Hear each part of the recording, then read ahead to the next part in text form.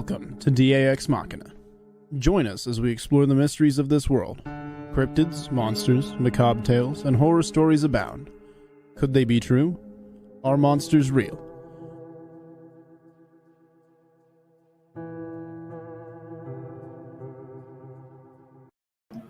Good evening, folks, and thank you for joining us for another edition of DAX Machina. Hope everybody can hear me okay. Having some technical difficulties with StreamYard. It's not letting Robbie log in, and Anthony's running late. I haven't heard from Doc.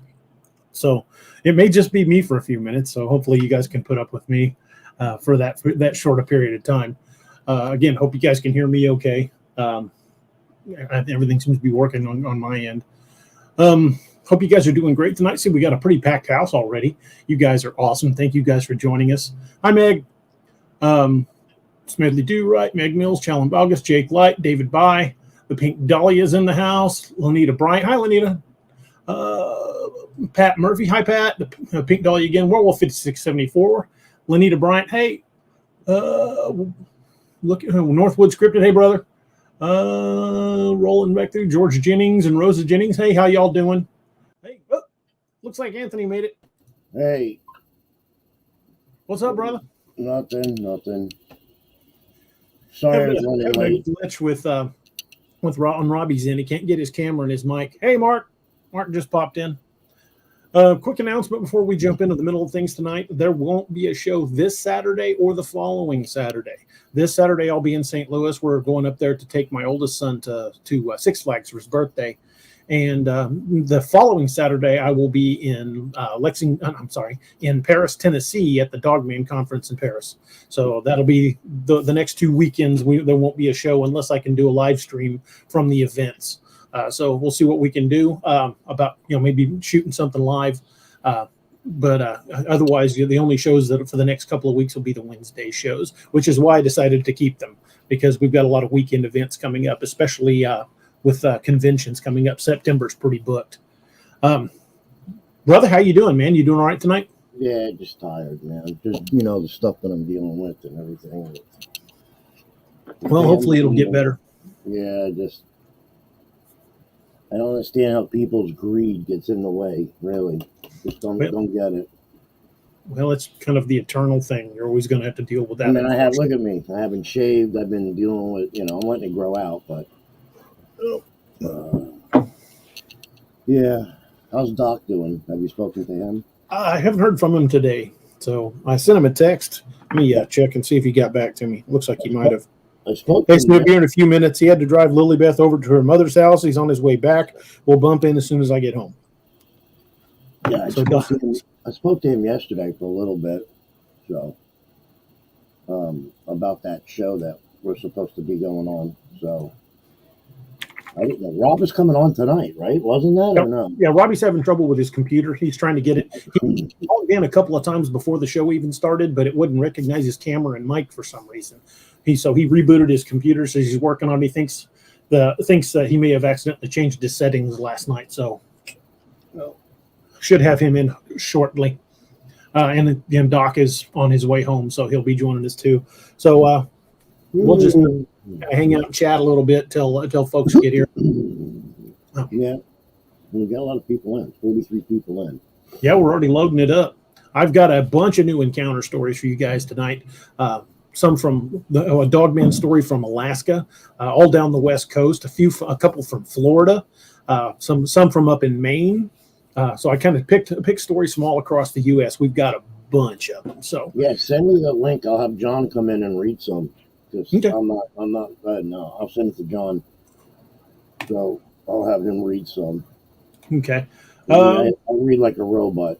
Nobody wants to hear me read. I'll just send you the link. Yeah. Let me send it to him. Robert Forrester asked if there's any news on the Audible books. I need to get a hold of Cam. I was supposed to call him earlier this week and completely forgot. I may give him a holler tomorrow and find out where he's at on that. And I'm in the process of trying to figure out if my home system with my microphone and setup is good enough to do the audibles. And if they are, I'm going to start doing some of them myself. Castor Pollock says, had a good job interview today. in a good mood and hear monster stories now. Hey, congratulations. I hope you, good luck on the job. Hope you get it. Oh, I think we lost Anthony. Oh, he's going to help. No. I'll be right back. I'm right here. I'm Okay. going to tell John. All righty. Well, I suppose if you guys want, I can go ahead and jump in with the first story. We can discuss it amongst ourselves. We'll talk amongst ourselves until everybody else gets here.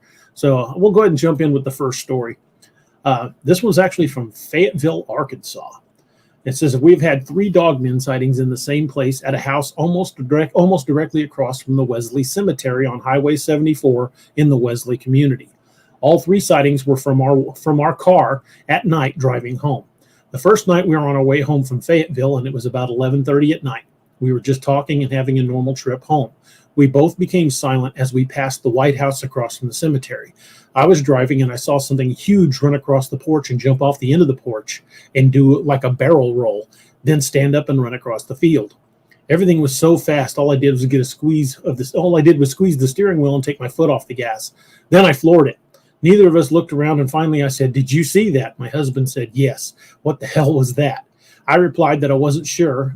I wasn't going back to find out. I avoided driving Highway 74 after that for quite a while. After a year or more, we were coming home and we were tired, so we took 74 again because it's much shorter than the other route home from Fayetteville.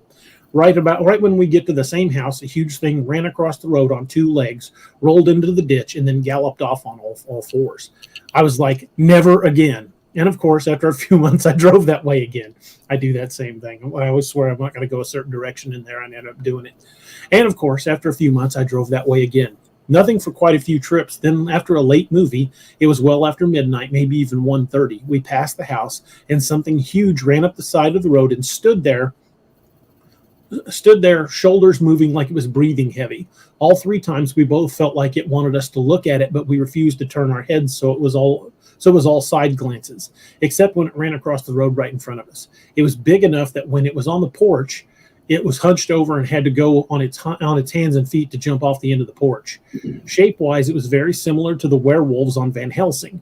The hair was sparse, thicker on the back and shoulders. Ears were pointy and laid back. Huge, toothy grin like a German shepherd that's been at play. Seriously freaked me out. It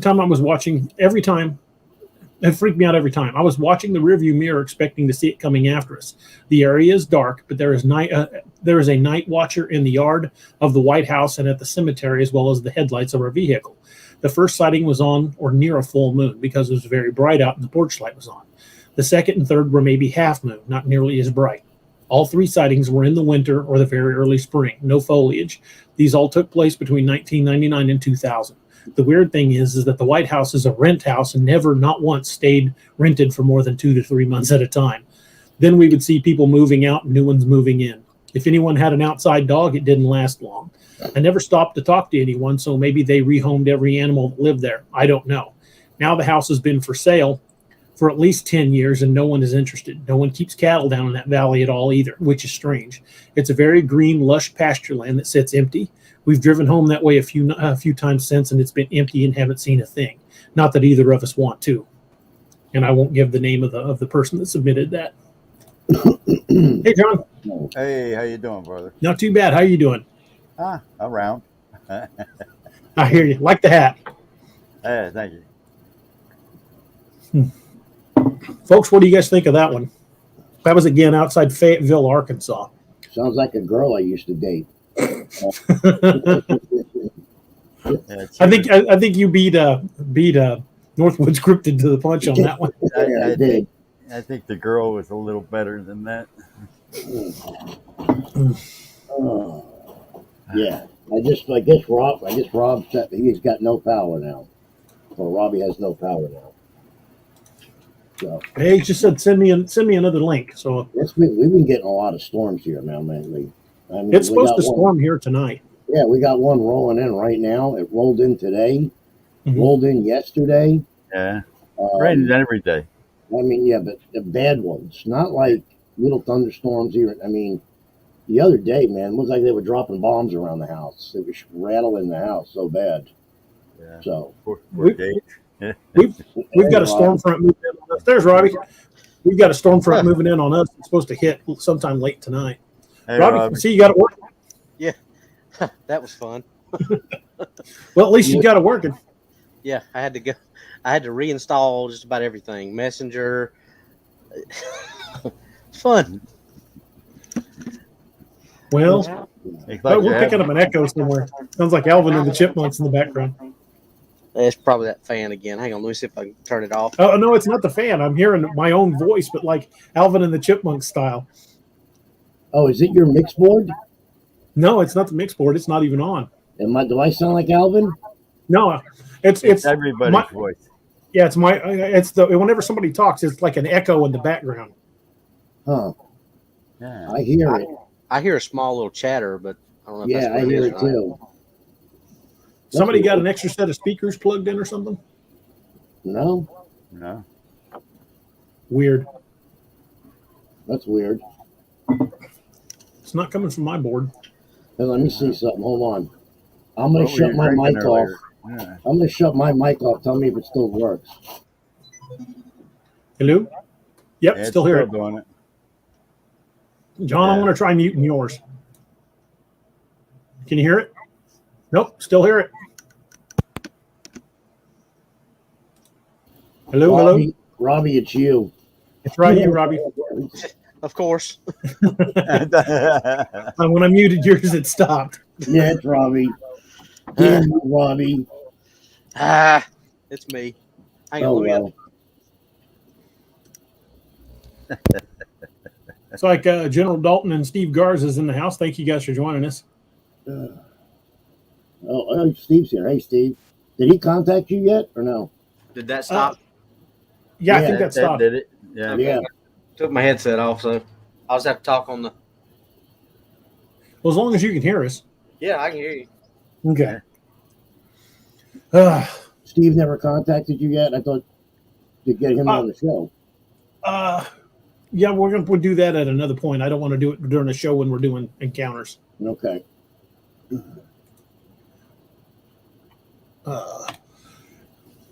Anyway, I don't know if you guys heard that particular story, but this couple has seen a dogman running off the porch of a house outside Fayetteville, Arkansas, on 3 different occasions. And apparently, the house was a rental and does not stay rented long, and it's been up for sale for a while now. Yeah, well, I wonder why. That'll tell you why. There's the thunder. Did you hear that? I heard it. Yeah, there you go. You're pissing If we suddenly lose John and Anthony, we'll know why. Yeah, gods. My female dog is like she The old hates booger's thunder. bowling again. Yeah. S. Coleman 825 says, got a tornado warning here in southeast Arizona tonight. Hey, man, be careful. Those things ain't no joke. I've lived through a couple of them. In fact, I lived out in Battlefield, Missouri in 2002 when the tornado ripped through the city. And it did a lot of damage. them here with our We get a lot here too, man. A lot of tornadoes in Florida. Yeah, we get a lot of them, but then we get the tornado, hurricanes too. You know, kind of like a baby tornado. It wasn't that baby. It ripped through Ocala. They destroyed half of Ocala that day. You remember? Oh yeah, Down by the car lots. yeah. They ripped up everything. The tractor trailer was coming out of Bellevue and went by and it ripped out the whole trailer part, and the tractor trailer was found three quarters of a mile away up against the train. Yeah. Sideways. Gone. Yeah. So, Robbie, how's work going? It's going pretty good. We had a pretty quiet day today. We had just a few little calls here and there, so nothing major, which is fine. Yeah, I texted you the other day. You told me you were off. So. Yeah, this is my short week. I only worked today and tomorrow. Then I'm off.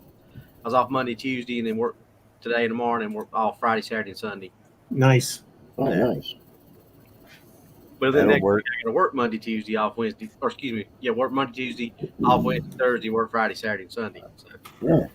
3 on, 2 off, or 2 on, 3 off. yep, pretty much. Same as the LEO down here.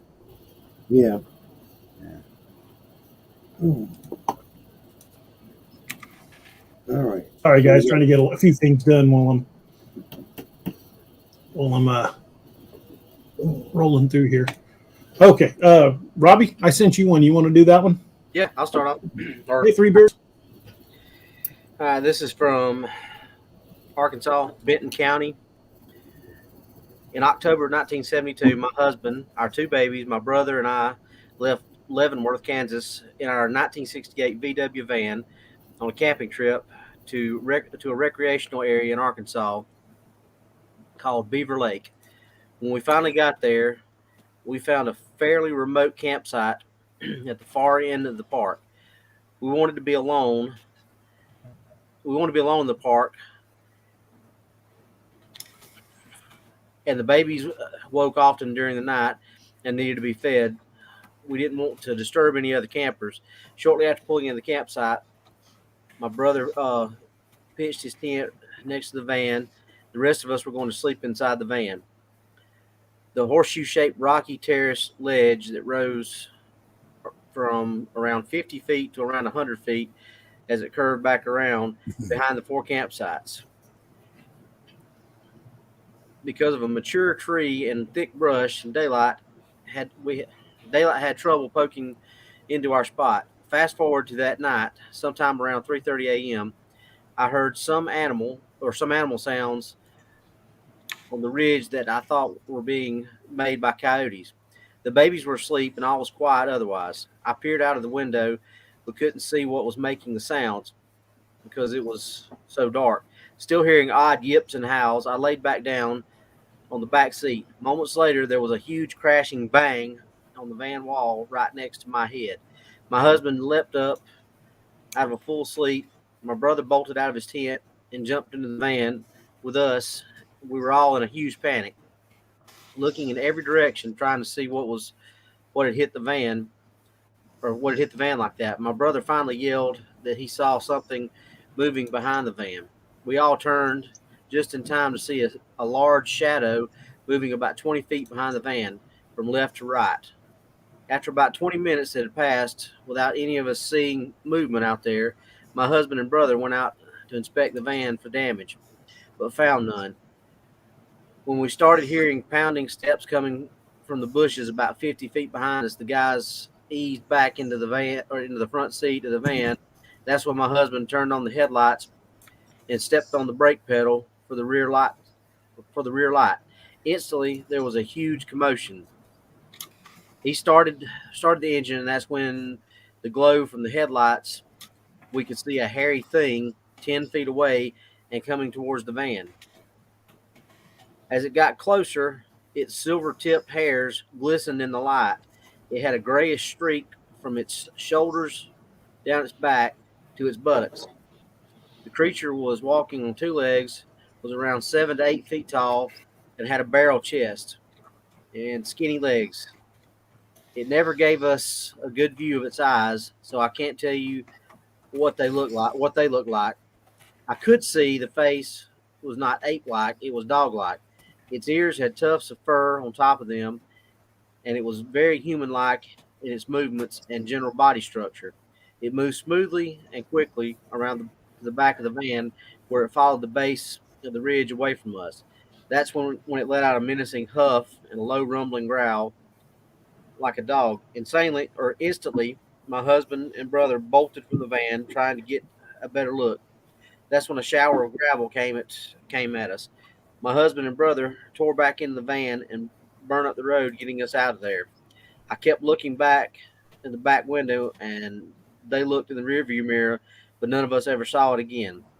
It just seemed like a Sasquatch was what we had seen. It seemed too doesn't seem like a Sasquatch that we just saw. It seemed too dog-like in the face, and it was slim in its body. I still have PTSD like feelings to this day due to that encounter.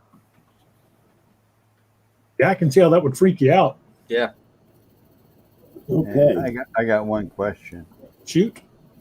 How do you know that there's a silver tipped hair going down the back if it's coming towards you? That's a good question, Uncle John. That's a good question. I'm He just got asking. that one. He got you there, Ronnie. Hey, you can get all me the out. way to the butt, and I'm with it doing spins. Maybe it looked like my beard. Or mine. Well, mine gone now. That was a good one. I didn't even catch that until he said it. I was like, huh. That's a good point. I just happened to think of that. Maybe it moved just right and I got a glimpse of it. Oh boy, oh boy. All right, old man, you gonna read one? Are you gonna read one? I don't care. Yeah. Have to put it. Have to. Ah, shit! I just. Sorry. That's me. Oh, got one from Uncle John. Did you send it to him? Yeah, I did. Messenger. Oklahoma. Yep. All right. All right. I can read it. But you can't see me because I got no split screen or anything. So. If you're ready, I'll go ahead and do it. Oklahoma, Tulsa County description, February 2016. I heard my dog barking and growling around 3 a.m. One night, I got up and went to our back door to see what she was barking at. When I did, I saw her running up and down the backyard fence line, barking, growling, and urinating all along the fence, with her tail tucked in. My first thought was predator. I knew something was wrong. I focused my eyes to see if I could see what she was barking at and whispered, "Holy shit," I guess. I saw something bent over in a circle that was black and looked like it had a mane like a lion. I looked at it for about 15 seconds and decided to run to the bedroom to get my head wrapped light. Okay. I put it on my head and ran to the back den and saw that it was still there. I carefully turned on the light and shined it right on it. When I did that, it turned around and looked in my direction. Then it ran down the fence line with a smaller one in front of it. Best way I can describe it would be to say that it was about the size of a lion. It had yellow eyes, pointed ears, huge shoulders, and a huge chest. It ran on all fours. Also, this thing was so fast, it only took about 2 seconds to run down the fence line. This wolf was way faster than my dog. I woke up my wife and told her what had just happened. I then went to the computer and Googled huge wolves in America. Under images, I found a cartoon of a drawing someone did of its head and mane. Looks just like what I saw. It was called a Dogman. Today is April 25th, 2016, and I was listening to episode 90 of your Dogman program on YouTube. As I was listening, I heard your story about Daryl Robertson when you said that happened in a suburb of Tulsa, Oklahoma. I jerked my head around and looked at your website. I decided to give this report to you so you can warn people about these things. Okay. Hey, Doc, how you doing, buddy? Doc, hey, what's up, man? Hey, y'all. Doc, how's it going, brother? I'll figure out when I slow And down. running on all fours with a little one in front of it, right? Man, That Yeah, was I the had first to. time I ever saw one or heard somebody talking about a little dog man. Yeah, that's one of the few times I've heard them mention a small one. Oh, yeah. That's I mean, if they're out there, they've got to be able to breed, so it would only make sense. But yeah, maybe it was a yearling, little baby. teaching it to hunt or something. Yeah. This Which- is my puppy if they're- man. If they're humanoid, would they have single or multiple births like dogs?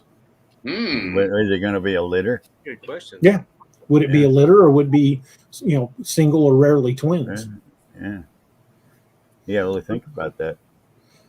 What do Because you call it? bears are a member of the same family as dogs, but they only have generally single cub births, rarely twins, and even more rarely are triplets. But they do happen.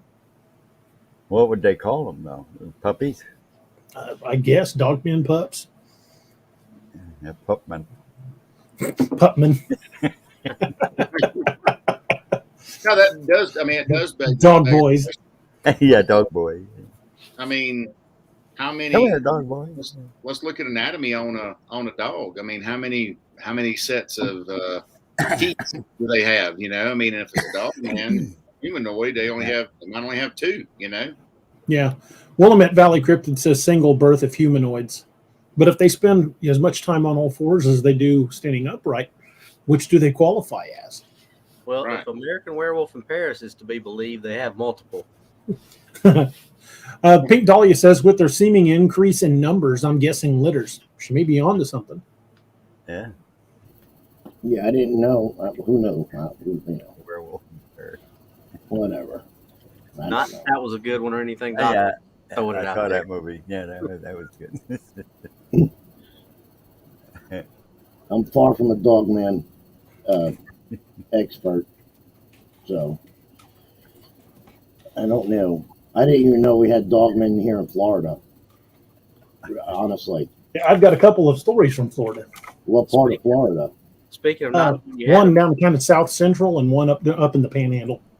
Huh? Yeah, speaking right. of not knowing that you had dogman sightings in your own state, Lance and I recorded an episode last night, and we did the Hollywood werewolf versus reality for dogman. He actually found out that there was a sighting in Pelzer, which is Anderson County. You know, it's just the next county over. Wow. Like, cool. Did not know that. That's crazy. I'm going to try to dig into that one a little more. There wasn't a whole lot that he found on it right then, but. I was going to say that. He said, No one has ever said how many nipples. I don't think anybody's ever got close enough to count. Yeah, well, and lived to tell the tale. Did the baby stand up to nurse? I'm just wondering. You know? That's crazy. Side like a raccoon. Yeah, washing it with his hands. Turns on mommy trying to clean it. It does pose the question of whether they have offspring like a humanoid or like a dog. It is an interesting question. It's something I never really thought about. Yeah, but obviously these creatures are out there, so they're breeding somehow. We don't know what their lifespan is, if it's more canine-like, because a long lifespan for a dog's 20 years. But do they have more human lifespans, or do they even live longer? That's kind of like the first time was everybody talking about Dogman, though, that they talked about little. Well, to get up the subject, everybody real quick, just nobody ever thought of it or really put it down. My uncle could contest to this. I had a pit bull that nursed a kitten. Yeah. Well, you still got her, the kitten you don't. But, Right. I had a pit bull that nursed a kitten. Yeah. So that's weird. Yeah. We had a dog. We had a dog that nursed some farm cats, some kittens. Weird, isn't it? That's so weird. I've heard of dogs being surrogate mothers to like tiger cubs and like to those rescue things like, or rescue for big cats and things like that. I watched that on YouTube. Not all that weird. I used to nurse on my girlfriend. So let's keep it PG there, John. Travis Drum says, I mean, the guy brings up a good point, but I'm afraid if anyone's been close enough to count nipples, then they're never seen or heard from again, unfortunately. Anybody got close enough to count is probably a missing 411 case. It's a dot. That's like 1, 2. I promise it's for science. I'm not being perverted or nothing. It's for science. Yeah. 1, 2, 3. Oops. Which would make you wonder if some of these Bigfoot abductions of children might be to replace lost children of their own. You don't know. Could be. That's what they say. They do say that. I mean, some of the stories that we've been seeing, that one still sticks with me with Canada, with that county mountie. Mm-hmm. That one will. Yeah, he pulled up in the field and that boy was running around naked. That was a half-breed. That really stuck with me, that story. Yeah. That one's one that I would love to get that guy on the show. That one's just. He's here in Florida somewhere. He retired in Florida. See if Cam will hook me up and introduce me to the guy, or at least give me his email address so I can reach out to him. He retired somewhere in St. Petersburg or Naples or somewhere out in that area, man. So in the story, that's what he says. But Doc, you ready to roll yours? Let's do it, man. Rock it. All right, here we go. Oklahoma, Cleveland County, June 2000. I had been up all night at a friend's house in the town of Tribby playing video games I didn't want to sleep there, so I said goodbye and headed home. I knew my car was making a funny noise, but I thought surely I could get home. Well, I was driving down a long, dark stretch of highway with nothing but forest and a few sparse country houses. I was coming up to the top of a long hill when suddenly my car stops pulling forward. The engine revved, but no gears would engage. My CV joint just went out. I was hoping that wouldn't happen. Well, I had no way of getting it back home, so I backed up down the road in neutral and off onto a side road. I thought about staying and sleeping in the car, but something told me not to do that. I had an eerie feeling of being watched, so I grabbed my video game case and my machete that I had made from a lawnmower blade. I aimed to kill you with it and started walking.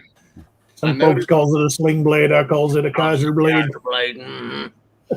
I kept noticing the feeling of being watched, and it felt like I was being followed. I kept looking behind me and saw nothing, but when a car passed by heading in the direction behind me, it illuminated the area with its headlights, and I saw something behind me in the ditch, hunched down low. It was huge, and I can tell it looked like an animal, but had humanoid features. It seemed to have arms, but its head was most definitely canine. Its head was very large, and its eyes glowed red when the lights hit them. Well, I've seen enough werewolf movies to know that this wasn't a good situation, so I started running. That probably wasn't the best choice because I know that predators like to chase things that run from them. When the car had passed, the creature had darted into the trees. I thought that was the best time to run, so I did. I ran for about a quarter mile and looked back, but didn't see anything, so I kept walking. Well, I kept checking behind me and off to the side where the tree line was. I knew it was still out there and probably following me, and yeah, I was afraid, but I was also prepared to defend myself with my machete if need be. I came up to another hill and saw a farmhouse off in the distance to my left down a long dirt driveway. The moon was almost full and the area around the house was clear, so I could see a guy out there messing with his truck as I walked by. Then he turned on the spotlight on his truck and spotted me with it. I kept walking because his property said no trespassing, and many out there wouldn't hesitate to unload on a strange trespasser.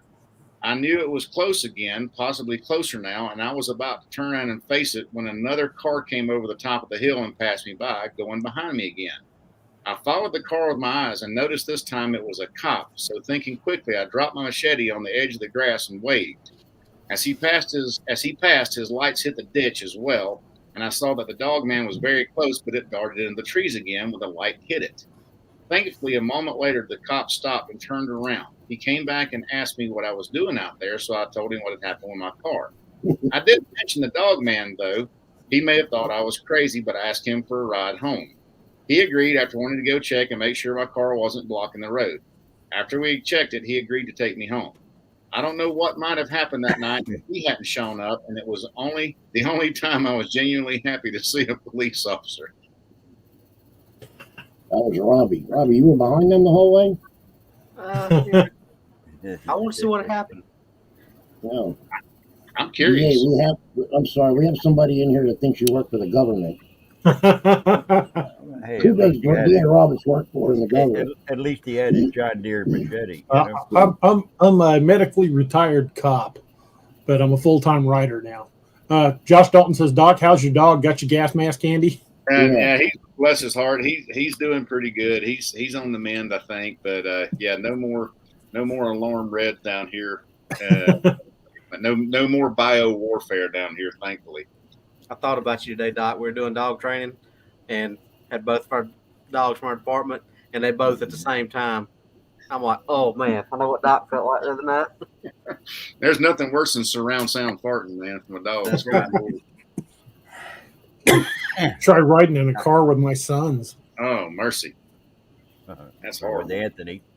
Oh, here we go. Anthony, yeah, I know. Blame me. It's always me. Try driving in 17-degree weather with the windows down because you got him beside you. Yeah, that's interesting. I mean, he could have been. That could have ended. Well, if it hadn't been for that cop lighting up the ditch, he never would have known how close it was. Yeah, No, True. it's about to be a midnight snack. Is what it sounds like. Yeah, it sounds like he was on the menu. To quote the orc from Lord of the Rings, looks like meat's back on the menu, boys. Could have been bad. Could have been bad. But Yes, sir. And that's in Oklahoma too. So didn't you say? I wonder where Tribby is in reference to like the Ouachita Mountains and everything. I don't know. I'd have to look up where that county is at. Yeah, I'm not entirely sure off the top of my head. I'm kind of curious because you had said before, and we've had some other folks on saying that that's a hotbed for that kind of activity out there. Oh yeah, you get down there the Ouachitas or the Kiamichi Mountains, and that place is just active as hell. That's why I set the first wild hunt book there. That's right. That's the armpit of the world down there, buddy. Yeah, I guess Nighthawk William heard my comment. Yeah. Meat's back on the menu, boys. That's right. How's he feeling? I know he was off the air for a little bit. He was sick. Yeah. William, hope you're feeling better, brother. Yeah, man. We're all pulling for you, man.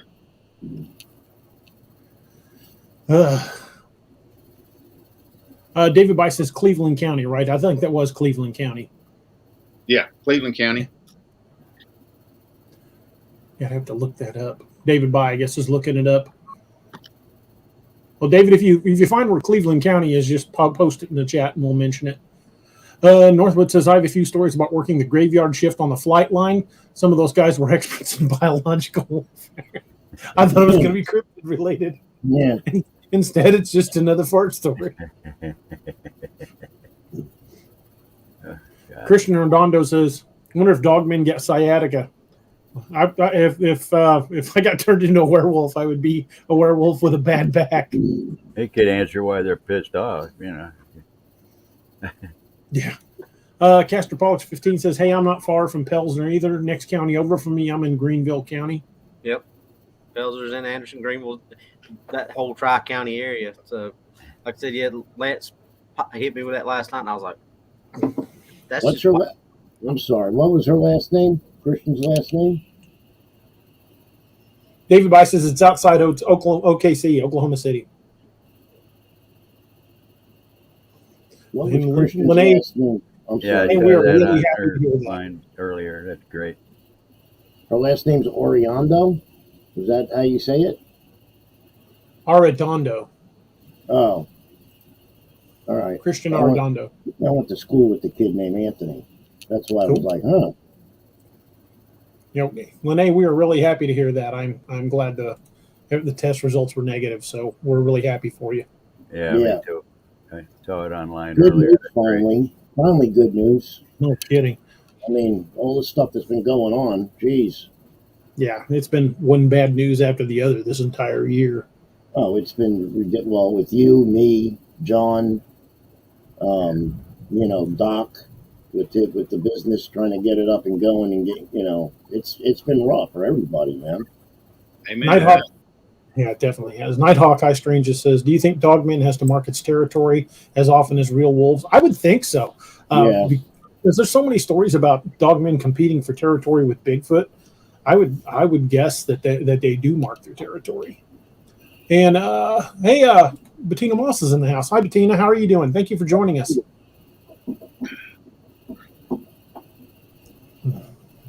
And then you got William Nighthawk. He's been sick, so I don't mean to get off the subject. Just it's just been crazy. So, well, I guess I'll jump in with the next story.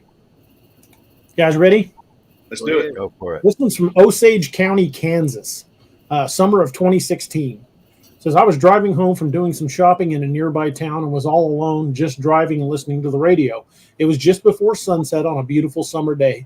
I was admiring the sky because it was such a bright orange. While driving through some S-curves on the road, I made the first turn and saw some deer dart across the road. Immediately, I hit the brakes to slow down, not knowing if there were more to come out of the woods. On the opposite side of the road, it drops down a steep embankment to a farm field. I had slowed the car down and scanned the tree line for more deer. That's when this thing jumped out of the woods running after the deer. He landed in the middle of the road and cleared the rest of the road in his next stride. It's so hard to comprehend what I saw, but it sounds like the descriptions that people have claimed on here. It was a gray figure with a short, sleek coat. I did not see a tail on this creature. It was on all fours, was at the same height as the deer. His head was very odd. It looked like a dog head with cropped pointed ears, but had a very short muzzle. He briefly turned his head toward me when he crossed, and his eyes, I wouldn't say they glowed, but they weren't normal animal eyes. They were like dull yellow, and they definitely stood out. His body was what really confused me because the way it moved was like a human would move when trying to run on all fours. Its gait looked lazy, like he was just kind of loping across the road. It was very muscular on the front end, but had very thin, almost sickly-looking abdominal area and hind legs. Once he was across the road, I lost sight of him over the embankment. I was so confused as to what I saw, I didn't tell anyone right away for fear that they'd think I was crazy. I've been searching for answers since then, but came up with nothing. I eventually told my husband and one close friend, but neither of them have heard anything that was even remotely matched my description. I'm still not 100% what I saw, but a dogman is the closest thing I've come across that sounds reasonable. Cool. Huh. That sounds, I've actually heard a couple of descriptions where they described it as looking more mastiff-like. But that would be a big mastiff standing as tall as a deer. Yeah. Yeah. Yeah, that's true. Well, you said that one, a lot of descriptions, they look like hyenas, right, in their face. There have been quite a few that have described them as looking hyena-like. Yeah. So, I mean, that's, like I said, I've never seen one, so I don't know. Like you said, there's been sightings here in Florida. I've never, it's not big here in Florida, I guess. I don't know. I've got a couple of encounters that we'll get to from Florida. That's weird. Yeah, it's One of my friends out in Colorado, we used to go hunting together. He had a pair of bull mastiff, and Russian wolfhound mix. They were like 180 to 185 pounds a piece, and they'd run 45 mile an hour. But they were huge. We take them out in the footlands out there, the foothill. The ranchers would pay $15 for every set of wolf or coyote ears that you brought in down at the Cattlemen's Association. So we go out at night, and his Jeep had the two dogs in the back. We'd see some wolves or some coyotes running. They'd bail out of the Jeep. We're doing 20 miles an hour over the rough ground, and they just take off and gone. We see them in the headlights. They'd one, they called it Ralph. It would run up right alongside of a full-size timber wolf, just tear out its throat, and never even slow down and go after another. It were some huge dogs. But the kids used to ride them around his yard. dang. But they were big dogs. I mean, maybe that's what she saw. I don't know. Maybe she said it was running on all fours. Yeah. And when I had my bull mastiff, even though he wasn't malnourished, his stomach did kind of look like that. It was farther in than his chest. Yeah, but he was a healthy weight. The vet said he was fine. He just looked, I don't know, just kind of the body shape was kind of like how a greyhound's stomach hunches in. It's just the way he was. Well, that being that, and the wolfhound would be. My uncle's pit bull, Gage, that's here with us. He's how was he? 120, 110. What do you say? He's the pit bull. He's pretty big, right, Gage? What is he? 110, 120. I can't understand a word you just said. You're blurring when you talk. You got to turn your earphones up on your hearing aids there, old man. Everybody else's sounds good. I got it. Can anybody hear me or no? Yeah, I can hear you, dude. Oh. World Bigfoot Radio just says, anyone who missed the vid I released earlier, we got cryptids right in camp on video and a long trackway of 18-inch Sasquatch tracks. Dude, that's awesome. Share the video in the chat. I'd love to check it out. Where was that at? World Bigfoot Radio's podcast. Nighthawk High Stranger says, what do y'all think about Dogman phenomena encounters being like demonic activity? Huh. No. You know, I kind of lean toward it being just a flesh and blood animal. But then again, like 90% of the descriptions when people describe Dogman, they use the word hellish or demonic because it scares the crap out of them. It's almost like these things thrive on putting people in fear. Oh, that's what they live off, yeah. Well, that one story, what was it, the campers that got killed? Mm-hmm. Remember? Out by you, right? Wasn't it out by you or Kentucky? No, that was over in Land Between the Lakes in Kentucky. Yeah. That's a creepy story. It is a creepy story. And I heard another one that came from LBL before that one. apparently there was a park ranger who was in DeMumbers Bay where I heard something, which is right down the road from where Nick and I had our sighting. But it was in DeMumbers Bay. He was in a boat and saw 2 campers mauled to death by a dogman. And the department told him to shut up about it. And he basically came forward with a story when he retired. Huh. That's crazy. That could be something there. Yeah, the LBL has got a lot of weird crap going on. I was watching something today that was really weird. It was, and anybody that goes out in the woods knows this or hunts. Black bears won't attack like a grizzly will. Right. This one guy was sleeping in his sleeping bag, and supposedly a black bear dragged him out and killed him and ate him. That's It's like not normal for a black bear. No, and that's what they determined it was. But they also spotted a wolf near him that was doing it. That was feeding off the body, but it was a lone wolf. That was the weird thing. I've never heard of a black bear attacking somebody in their sleep like a grizzly would. I mean, not without a reason. No, we got black bears here all the time. What we see, and you don't. If you mess with their cubs, that's different. They'll come at you, but they're not going to eat you. So I've never heard of a black bear attacking somebody. The only time I've ever heard of Well, like unless a cub's involved. only time I've ever heard of one besides the cubs is if they're old and infirm and can't get anything else faster than us. Usually right before hibernation, they'll get aggressive. This thing was 300. It was a 300-pound male that they shot, and they determined by the bite marks, supposedly by the bite marks, it was a bear. So the first thing that pops into my head, I'm like, that doesn't seem right because Duke By says there's a history of black bear hunting and attacking people. Yeah. Really? Yeah, I'll take your word for it. That's something I'm not familiar with. Especially around here, the black bear will 9 times out of 10 run from it. Right. Yeah. The first thing I thought of was like a dogman attack that they're trying to cover up, because that one story came to mind with that lady and guy got mauled to death by those dogs that we had. What's her name on that one lady? Bettina Moss, when she was on, we talked about those attacks. Yeah, that's the first thing that came to my mind. Like a black bear mauling somebody and killing them. I'm like, no, I've never heard of that. Billy Dink says, do we have a tally of known deaths from dogmen? Not that I'm aware of. I've never actually heard of a specific number, but you do get the occasional story. There apparently are multiple incidents in LBL, which really makes me wonder why I was wandering around there in the dark by myself. But then again, my mother always said I'd blunder in where angels feared to tread. Well, hindsight's always 20/20. Yeah, it's always 20/20 and by and large useless. Yep.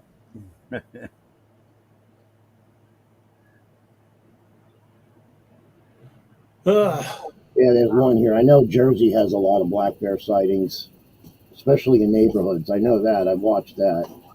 But I've never heard of it killing anybody, especially that. You never hear this stuff. Yeah, no kidding. Well, then again, we are seeing them get closer to town. That's got to indicate they're losing some fear of us, or maybe the fear is dwindling completely. Well, a lot's got to do, like you've said before, with the Black Plague of the 21st century. For so long they didn't have us, and they've just kind of moved closer. It's like they said, the virus thing that was going on, everybody was locked down and nobody was going out, and nobody's been out there to bother them. So kind of emboldened. Yeah. John Doe says this happened in the Great Smoky Mountains, and while it wasn't confirmed the bear caused the death, it was certainly eating said person. Well, on that, a bear's an omnivore. A black bear's an omnivore. If it came across a dead human, there's no doubt it would feed on it. I mean, if it sees a meal, it's going to take it. Facebook user, I don't know who that is. It says it's the same thing I heard about the Border Patrol guys over here in New Mexico by the border. That might be Jesus. They've seen the dogmen carry people with no arms torn apart, and they were told it's not the same thing to talk about the Border Patrol guys over here in New Mexico that have seen the dogmen that have. Oh, okay, it got repeated, but it's been told not to say anything about it. And we got a super chat from W. Bothas. Awesome, thank you so much. You are awesome. Much appreciated. Hey, Sentinel's in the house. Says, what's up, Wild Bunch? The one and only Sentinel has joined the group. Thanks, brother. Thanks for joining us. And I was told, I got by text message that my old lieutenant from Greene County is he's listening to us tonight. He's probably not commenting because he's working, but Lieutenant Jenkins, if you're out there, hope you be safe. And thank you for watching. Right on. Hey, man. I want all those guys out there to be safe.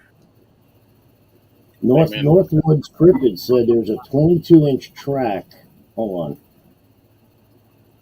on. Okay, they left the track that have been.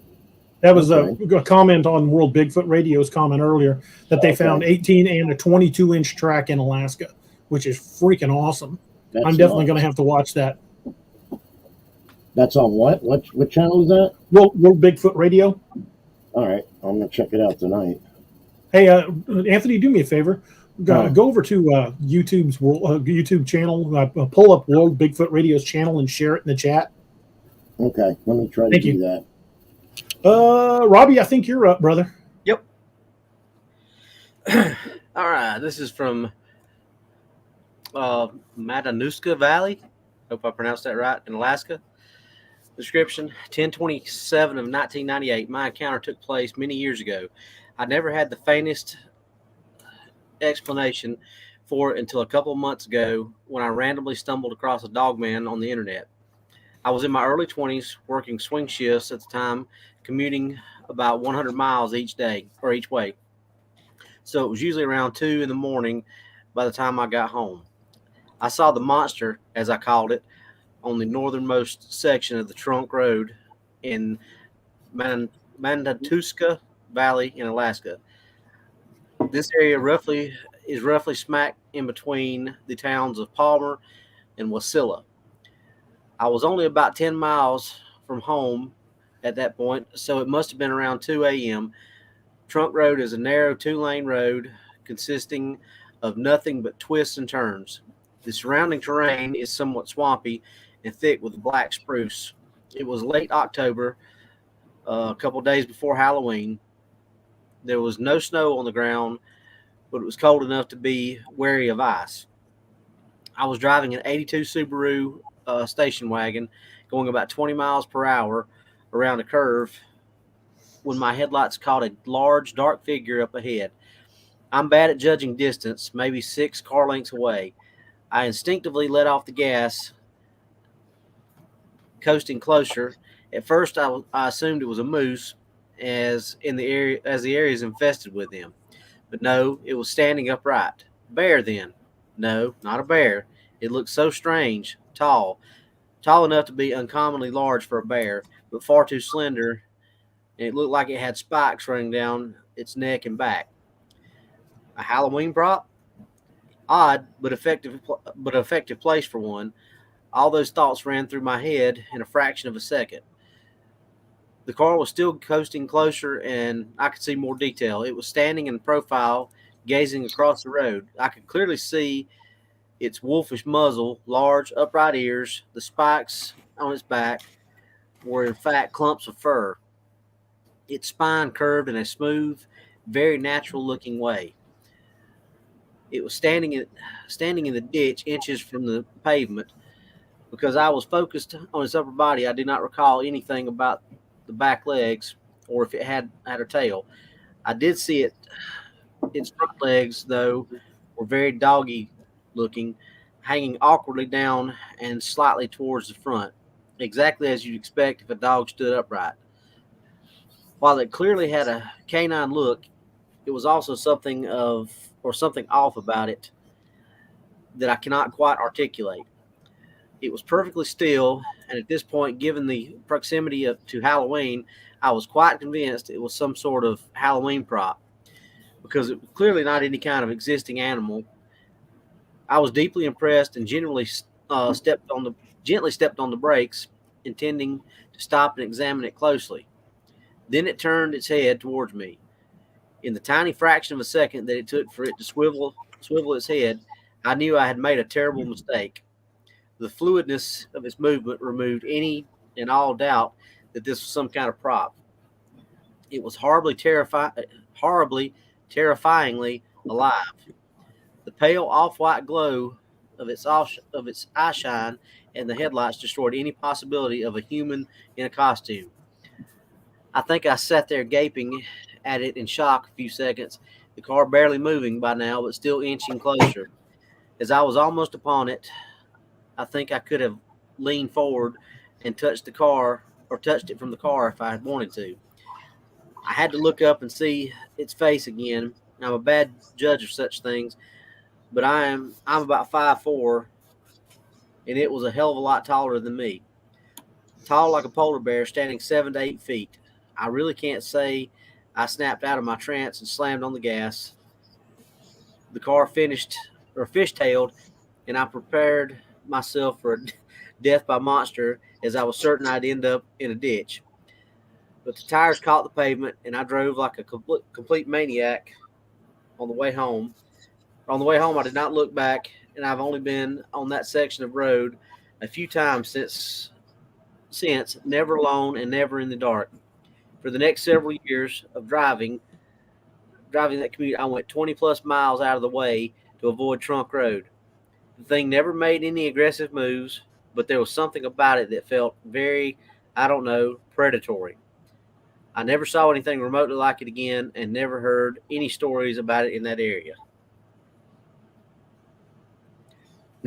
That kind of Beast of Bray Road type stuff right there. Yeah, very much so. Even though it didn't really do anything threatening, I could still imagine it would scare the crap out of you. Just that whole standing on the side of the road looking at cars, that gives me that whole Beast of Bray Road vibe. Trying to read the name on the hubcap. Sticking its thumb out. Yeah, and the thing is too. I mean, sometimes you may not even have a dangerous encounter. You may be the worst danger to yourself. You know, yeah. Like you said, he tore down on it and almost lost control of his vehicle. You know, kind of like if I find a snake in the trail, I'm a bigger danger to myself than the snake probably is. I tried to carry a four-strand barbed wire fence with me when I run into a water moccasin. You know, and I knew the fence was there, but I really didn't care when I turned around and ran right back into it. I'm not scared of snakes, but a water moccasin, yeah, I'm right there with you, Doc. I'm gonna tear some real estate up trying to get away from them things. Yes. You want to hear? Very aggressive, man. They are. You want to hear a 50-plus-year-old fat man scream like a 12-year-old girl at a concert when you run up on a snake? I've seen it. Amen, brother. Amen. Yeah, Hey, man, what you're saying is you're going to pull the Cy Robinson on him. I killed an 11-foot water moccasin on my property. Damn, John, how big was that moccasin out by the house in Fort McCoy? That one that was across the road that I killed. I mean, it stretched from roadside to roadside, man. It was big. He was good 6 to 8 feet. Anyway. I mean, yeah, sorry. I mean, he was big, man. That's still big, but I was like 11 feet. Yeah, I've never heard of one that big. That's terrifying. That's a little fishing He's that big around. Yeah, I mean, bodied snake. A 3 or 4 foot black snake is a good sized moccasin. Something 6 to 8 feet long. That sucker's been around. No, this thing was. I gotta find the I caught a pictures, man. 6-foot black snake one time, and my dad's 6'1". Actually, he's taller than that. My dad's 6'1". There was a picture of him standing there holding it up like this, and its tail was still drooping. Oh yeah. I did that. I did that with a 7.5-foot rattlesnake. Yeah, there's a rattlesnake. When we lived out in Battlefield, Missouri, we were out working on the back porch, and we had my brother-in-law's truck pulled back there, and my boys were playing in the bed of the truck, and this black snake was trying to get into the truck with the boys, and they were screaming. I ended up killing it with a shovel, and I picked it up by the tail once I'd killed it, and I held it as high up as I could reach it, and there was still probably a good 2 feet of the body on the ground. Yep, that's what this one was. Shouldn't kill a black snake. It goes after my kids. It's going to get dead. You ever heard of Florida? We got Florida indigos, like the Florida black indigos here. They're rare, but they're big. I mean, big. My dad and I were driving down the road over here by Ocklawaha. We're coming around a corner. There's this old house, like an old shell house. And they had a tree on the side of the driveway, dirt driveway, with a tree limb going across the road, the driveway. We come down and there was this black snake coming down that tree. I don't know if it was an indigo or what, but it was a black snake coming down the tree and going across the driveway, and it was still up coming off that limb. All right, and that limb was a good 10 feet off the ground. Yeah, we This That would have got been a was one. mag going dump. across, Nope. and we got out with shovels. We were getting ready to kill this thing, and the old lady come out from the house with a gun and run us off. Said, "Don't you hurt my snake!" And it crawled up under her porch. She's been feeding the damn thing. Hey, That thing had to be 30 foot long. Well, I bet she didn't have any rats and rats under her I house. know, yeah, No. or neighbors. Or small children running around her yard anymore either. Yeah, her I'll tell you neighbors. that. let's Kids talk. going to Let's, school, you know. let's talk about Dogman, man. Y'all are getting me. I can't stand snakes. I'd rather talk about a damn Dogman than a snake any day. Good Lord. Yeah. I'm right there with you. Did you get the link I sent you? Yeah, I shared it in the chat. Okay. I'm about I ready to can't. put I my got to feet up figure in it the out. chair. I'm still trying to figure out this new computer, how to link up my phone to it so I can share I stuff. told you sit with your feet in the chair right now. Dude, I ain't about no damn snake, Robbie. I mean, there's So how there's about them Yankees, huh? Them Yankees are killing it. What about Hey, that I guy? got a couple more snake things if you want to hear them. No. No, I'm good. Now, who's got the next story? He's like, shut the frig up already with this snake shit. Yeah, let's quit talking about snakes. Who does have the next story? I don't know. I think I sent it to John. Are snapping turtles go. out of the question? Or no? Let's see.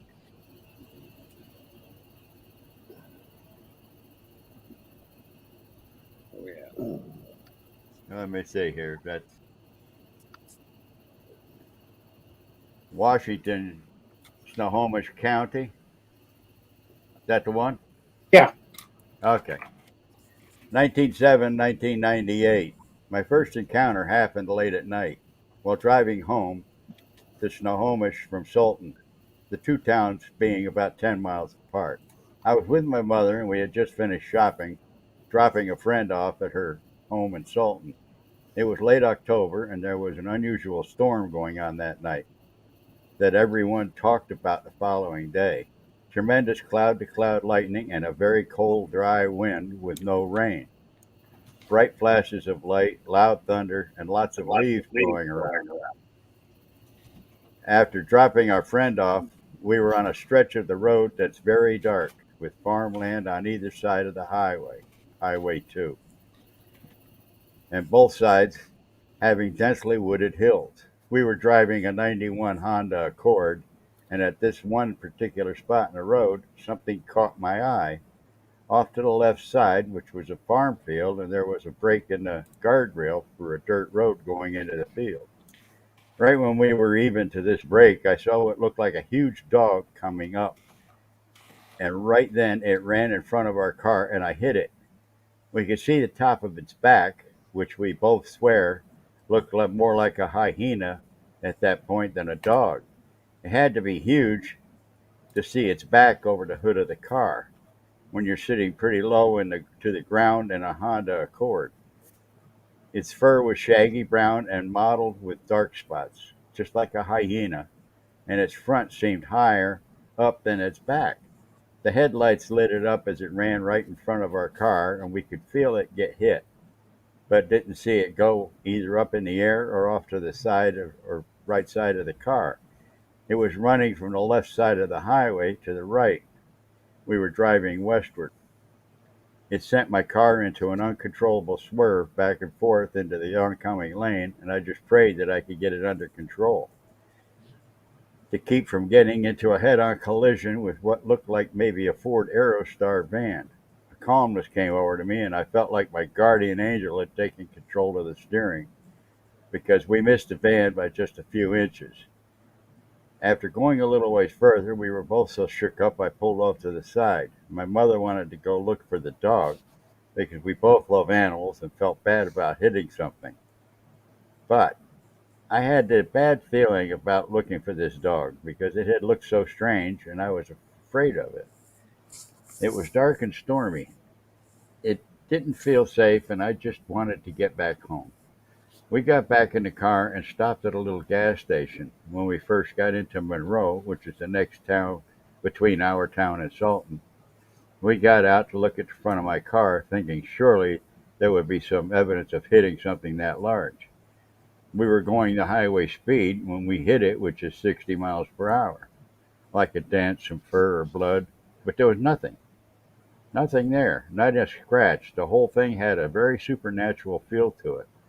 The look of this dog, which was huge and looked more like a hyena than just didn't seem right. Neither did the timing of it running in front of us, like it wanted to make us stop on that dark stretch of road and get out of my car, which we did, but we got right back in. I never saw it on two legs, it ran on all fours, but there was something so calculated about the way it came up to the highway and looked at our car and ran in front of it. It seemed planned. It was such a strange electromagnetic type of storm that night, too. The next day, people we knew that lived miles and miles apart in many different directions all talked about the storm and one particularly loud thunderclap that shook everyone's homes. They all thought it was directly over their house, but they were all miles apart. I have three more encounters which occurred after this first one. I'm pretty sure this happened October 1997, no later than 1998. Huh. Just like I said, I mean, the hyena looking. Yeah, there's a lot of stories that have been described as hyena-like. And someone posted, I posted the different types of Dogman in the NADP page that I have, Region 2 on Facebook, and someone has said that they didn't put any stock in the different types, and how did we know there were different types? And I thought I'd say something about that, and I did on Facebook, but I'd go and say something about it now. The image that you find if you Google 7 types of Dogman, you'll see a bunch of different pictures. Those are based on eyewitness descriptions from different parts of the country, because there are a lot of different ways they describe creatures that they refer to as Dogman. So is it just fear at the moment that they have the way they're describing them differently? Is it a different type of creature? Until we know more about these things, it's anyone's guess. But that the 7 types of Dogman is basically our attempt to understand why there are so many differences in descriptions. So there could be more types than one. There could be multiple types, or it could just be eyewitnesses being so up on adrenaline that they're not sure entirely what they're seeing. I can tell you from working law enforcement, you could go to a call and talk to eyewitnesses, and 3 different people will give you 3 different versions of what happened. Yeah.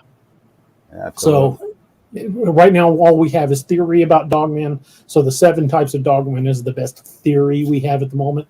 But again, it could just be one type. We just don't know. World Bigfoot Radio is very correct. Gugway do get mistaken for Dogman. In fact, if you look at the type 3 in the Dogman's chart, I believe that is just a misidentified Gugway, because it looks more ape-like than it does dog-like.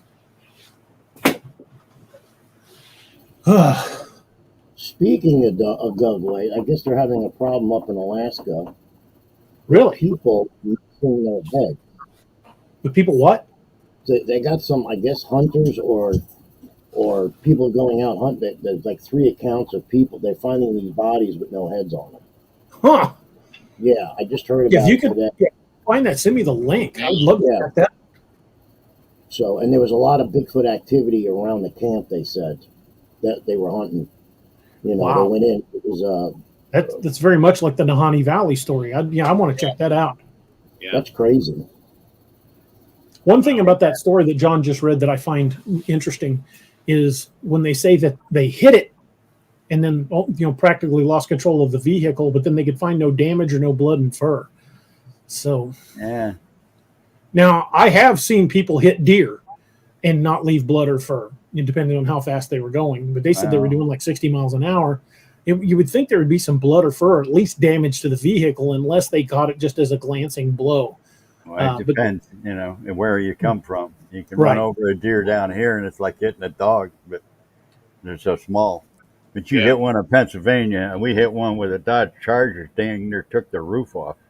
Yeah, I knew a guy just up north of Lebanon that hit one on I-44. It darted out in front of his vehicle, and fortunately for him, the head of it was a buck, like about an 8-point buck, came through the windshield and impaled the passenger seat. Had there been anybody in the passenger seat, it would have killed him. But or had it been a little bit slower, it would have got him. The guy up where I came from was driving a brand new Cadillac Eldorado convertible back in the 60s. And he's coming down through Pennsylvania. He was up in New York and bought it, and he headed home down to Tunkhannock, Pennsylvania. And there's this cut in the road that drops off one side, and like it used to go like this, and they cut the road out. So it was a sharp bank on this side. Well, he's driving along, going about 55 on the highway, Route 29, and this thing come off in the cut up on the top and jumped to jump over the road and landed through the convertible top on his brand new Eldorado. Well, he screeched to a stop and jumped out and then shut the door.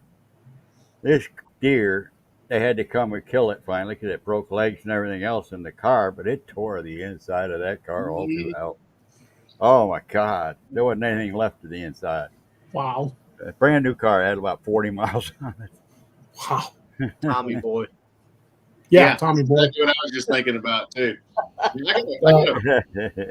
got an observation on this. If these things are as smart as we think they are, I mean, like that dude said, could they have been baiting people and doing stuff? You never know. That's a good point. You never know. Trying to get somebody to stop and get out. DA, what was that story we were talking about? Trying to make you do it. The story with the 2 ambulance guys. And they were driving. I can't remember where it was at. Remember one guy looking out the window and saw it? Yeah. And his partner never would talk about it anymore. And finally, years later, he talked about it. He says, why wouldn't you ever talk about that? He said, because you didn't see what I saw. Yeah. The passenger was focused on the one right outside the door. And the driver had activated all the lights and the camera system around the bus. He said there was 4 or 5 more that were sneaking up on them that they didn't see. Ooh, I remember that story. That's terrifying too. Yeah. That's a L-shaped ambush right there, man. Yeah, no kidding. I got another super sticker from the Sentinel himself. Robert, thank you, brother. Appreciate it very much. Thank you, Thanks, Robert. man. Yeah, thank you, Robert. Dude, I'm telling you, if I'd have been in that ambulance, I would have been unloading out windows. Man. Yep. Yeah, that's that's kind of what I think the behavior they describe of Bigfoot slapping the side of houses. It makes me wonder if they're trying to get someone to come out. Exactly. Right. I mean, I know these things are strong enough; they could probably rip their way inside, but they probably know dang good and well that brings a lot of attention. But you get one of the idiots to come outside, it's a whole different story. Somebody just goes missing. Yeah. Well, I mean, like John Doe just said something. He said, many animals intentionally set ambush, and I mean, these are no different. They're very intelligent. Yeah. They're definitely not stupid. Set up ambushes all the time. Yeah. Absolutely. That's a really good point. That might have been just been a case of it trying to play, wounded animal, and when they get out, poor dog, and while they're checking on the poor dog, it's the rest of its pack just basically takes them out. Yeah. Kind of like that guy that was walking in the ditch and the police car lit it up. Yeah. If the headlights if he hadn't seen that thing in the headlights, he wouldn't have known it was almost on him. Absolutely. Yeah. God dang it. Here we go again. Yeah. Just saw it. And the thing is, DA, that thing, the one he saw, like Robbie was just talking about, that might have not been the only one. So that could be interesting. Very, very much so. Folks, I apologize for this crap. I try to hit it as fast as I can. I just looked up and there's like 6 of them. Yeah, I see them. Yeah. Yeah, we have no affiliation with Nude HD Best Adult. Right. I don't even know where that's coming from.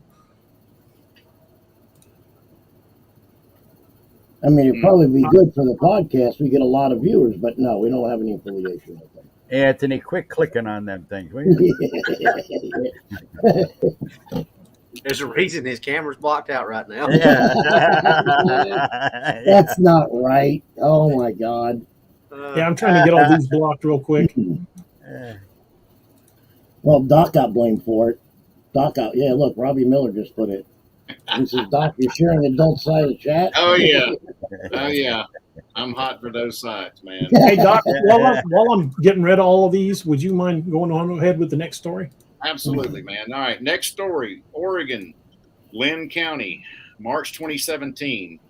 It was 2:30 a.m. and another night of not being able to sleep due to back pain.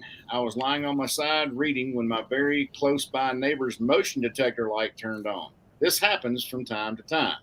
When it turns on, it lights up the entire side of my house. Now, we've lived here 9 years and I've never once seen anything walk past my bedroom window at night. Since I was facing my large bedroom window, the very bright motion detector light going off caught my attention.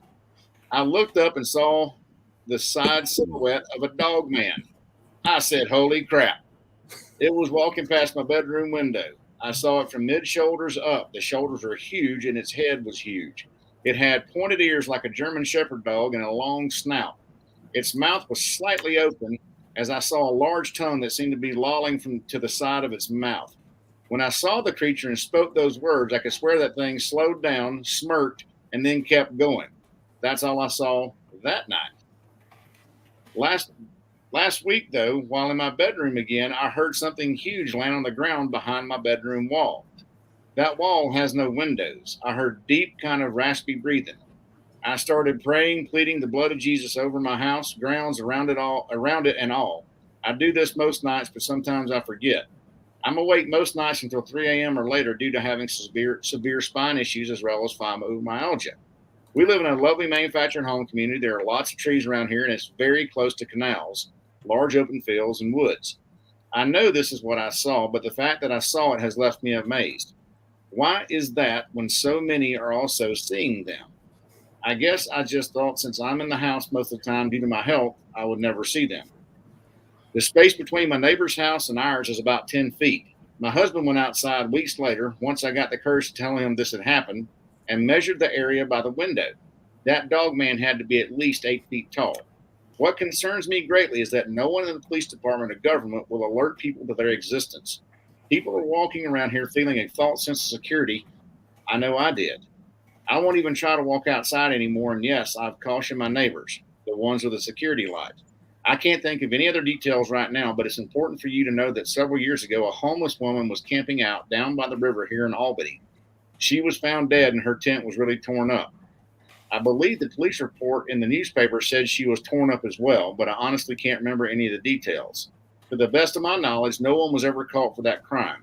This is just a sleepy town, just over 50,000 people. We no longer get the newspaper, so I have no idea if this has happened again.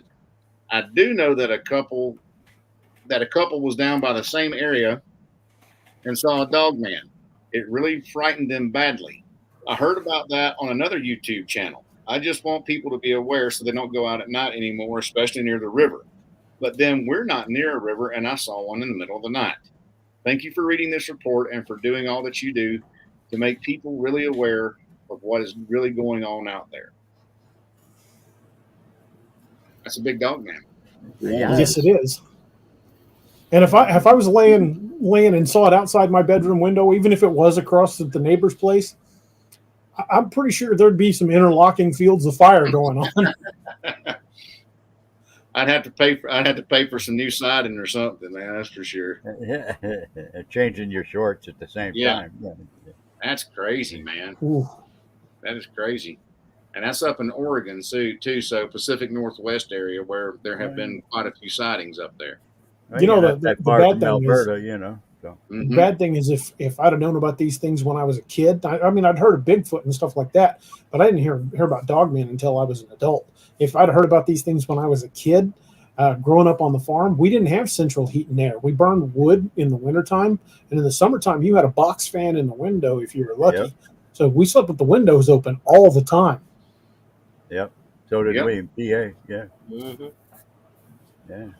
Man, that's crazy. That's a good story. That's wild. Good one. Yeah, that one's kind of creepy. Sentinel's heading out. Robert, you have a good night, brother. Thanks for popping in. Northwoods Cryptid says the stories from around here have the dog man at around 7.5 feet tall. Oof. That's a big critter. You Yeah, get those that's pictures from him or no? What's that? You get those pictures from him? that he I sent you? haven't checked my email at all. I've got so much other going on. Haven't even been into my email. I'll take the next one. This one's from Sacramento, California, Sacramento County, California, from 1953. It says, the encounter I'd like to share is not my own, but that of my mother. She used to tell me stories when I was young about strange things that she had experienced in her life. I remembered this Dogman type of encounter while listening to your show on YouTube. There's not particularly a lot of detail to this encounter, but what you may find interesting is the location. The sighting took place in Sacramento, California around 1953, not too far from our state's capital. Using Google Maps to get an approximate location and lay of the land, I can see the sighting area was about 1,000 feet to the west of and perpendicular to the American River. Across the river from the east bank, it's only about another 2,000 feet east to the state capital. So this took place fairly close to a heavily populated area. My mother states when she was about 12 years old, she was lying on the couch watching television. That's when she noticed a scary dog face looking at her through a low-pane window. The window was either on or by the door. I'm unclear on that fact. In any event, the head, she said, must have been about 2 to 2.5 feet above the ground. She covered her face in fright with her pillow. After a minute or so, she snuck a peek, figuring she must be imagining things. She saw it was gone and felt a little better. Then she noticed it was now looking through another higher window. Its head was now about 4 to 4.5 feet above the ground. According to her recollection, there was nothing outside that window for a dog to stand on. At that point, she just ran to another room in terror. She doesn't really recall what happened after that. She describes the animal as being dark gray with glowing red eyes, seemingly panting or baring its teeth. She didn't see the body, but had the impression that it was thin. Unfortunately, she doesn't recall the time of day, month, or season. My parents tell me there's likely some American Indian burial grounds in the area, as there have been excavations near the river which yielded Native American arrowheads and other artifacts. I know it's been mentioned in some of the encounters that you've presented a proximity to rivers and Native American burial grounds. I even asked my mother if there were cornfields in the area since it's been mentioned in other encounters. She said only the small patch of corn stalks in their own backyard. I don't think that qualifies. The area around my grandparents' house was not really wooded. The neighborhood was mostly large fields with a few horses and some cattle.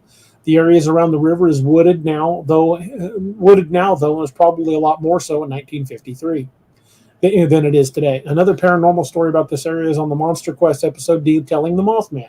Someone supposedly was taking dusk or night shot pictures of the Tower Bridge in 2009 and saw a flying humanoid shape or something fly off the bridge. The Tower Bridge is in a 1,000-foot range from my grandparents' house. Spooky. That's all there really is here. Kind of spooky. Yeah. I don't know what to say about that one. Yeah, that one's well, it kind of speaks for itself. I mean, if it was looking in the window, it had to be size. Kind of like Robbie's story. Yep. Yeah, it is a lot like Robbie's story. Yeah, it's just what was looking at me was a lot bigger than that. I mean, Yeah. But it was, it was that kind of thing, laying watching TV and.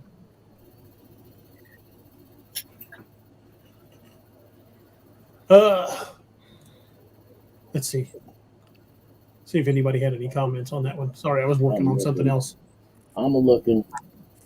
Lanita says, my hubby's grandmother was sleeping with an open window as a child. A long, hairy arm reached in the window and tried to pull her out. Yeah. Okay. West Coast Dogman Project, Shane says, what is it with dogmen and cornfields?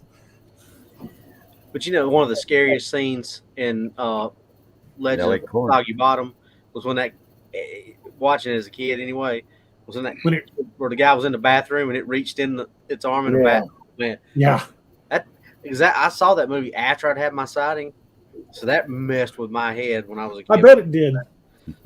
There goes Doc again. Doc's getting smoke screened.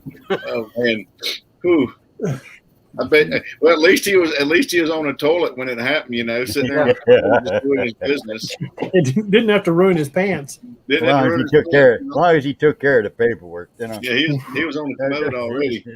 Well, in that movie, I don't think he stuck around for any paperwork. He basically just barged into the living room with his pants around his ankles. Oh, Lord have mercy. And I can't say that I blame him. I probably would have done the same thing. What's wrong with Robbie? He ain't took a poop in 2 weeks. Afraid to go in the bathroom. He must be Exactly. He's scared to go to constipated. the bathroom. Oh, mercy. Yeah. All right. Have I got the next one? Yeah, I just sent you one. All right. Where it is. Hasn't come in yet. I think you just sent it to me, DA. Oh, I guess I sent one to Robbie. There's Robbie. All right. Sorry. The All right. Receipt of California. Is that one the next one? Yes. Okay, yeah, I got it. Here, Carrie, I'll send you one. Then I'll send one to John too. Right on. Okay. All right, we ready? Yep. Fire away. All right, receipt of California. Description. I had a neutral sighting with one of these creatures about 3.5 years ago. I live in Reseda, California in the San Fernando Valley across the street from the local city park. It's a fairly large park with a duck pond, tennis courts, etc. I was walking to the bus stop on the street very early in the morning, around 4:45 a.m. I looked over the dark park and could see a silhouette of what I thought was a giant dog, maybe a Malamute because of the sheer size. It was about 30 meters away and galloping through the park, not going too fast. It seemed to not notice or acknowledge me. I was the only person out there.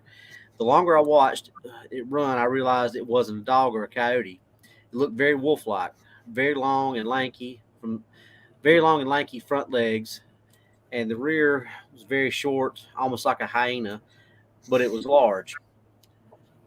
When on all fours, the back was about 5'2". I'm assuming that means off the ground. 5'2" off the ground. I was stunned and I didn't know what I was looking at. At that moment, the bus pulled up.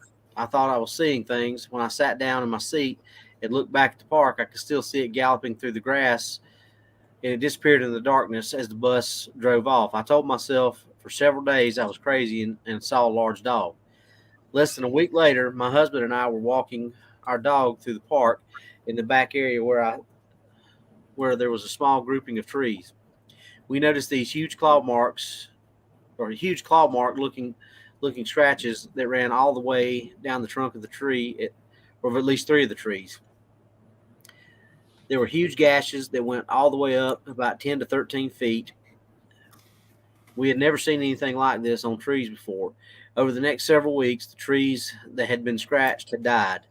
They stopped growing leaves, and the scratch marks had turned a soot black, like they had been burned and appeared to be rotting from the inside or inside out. The city eventually removed the decayed trees, and there have not been any more damage since then. The final confirmation happened a few days after the sighting. I ran into a homeless man that had been staying in the park for a while. I would sometimes buy him food when he was outside of the corner store. While we were talking, he told me that he didn't stay in the park at night anymore because there were black beasts that had been running around at night in the back area.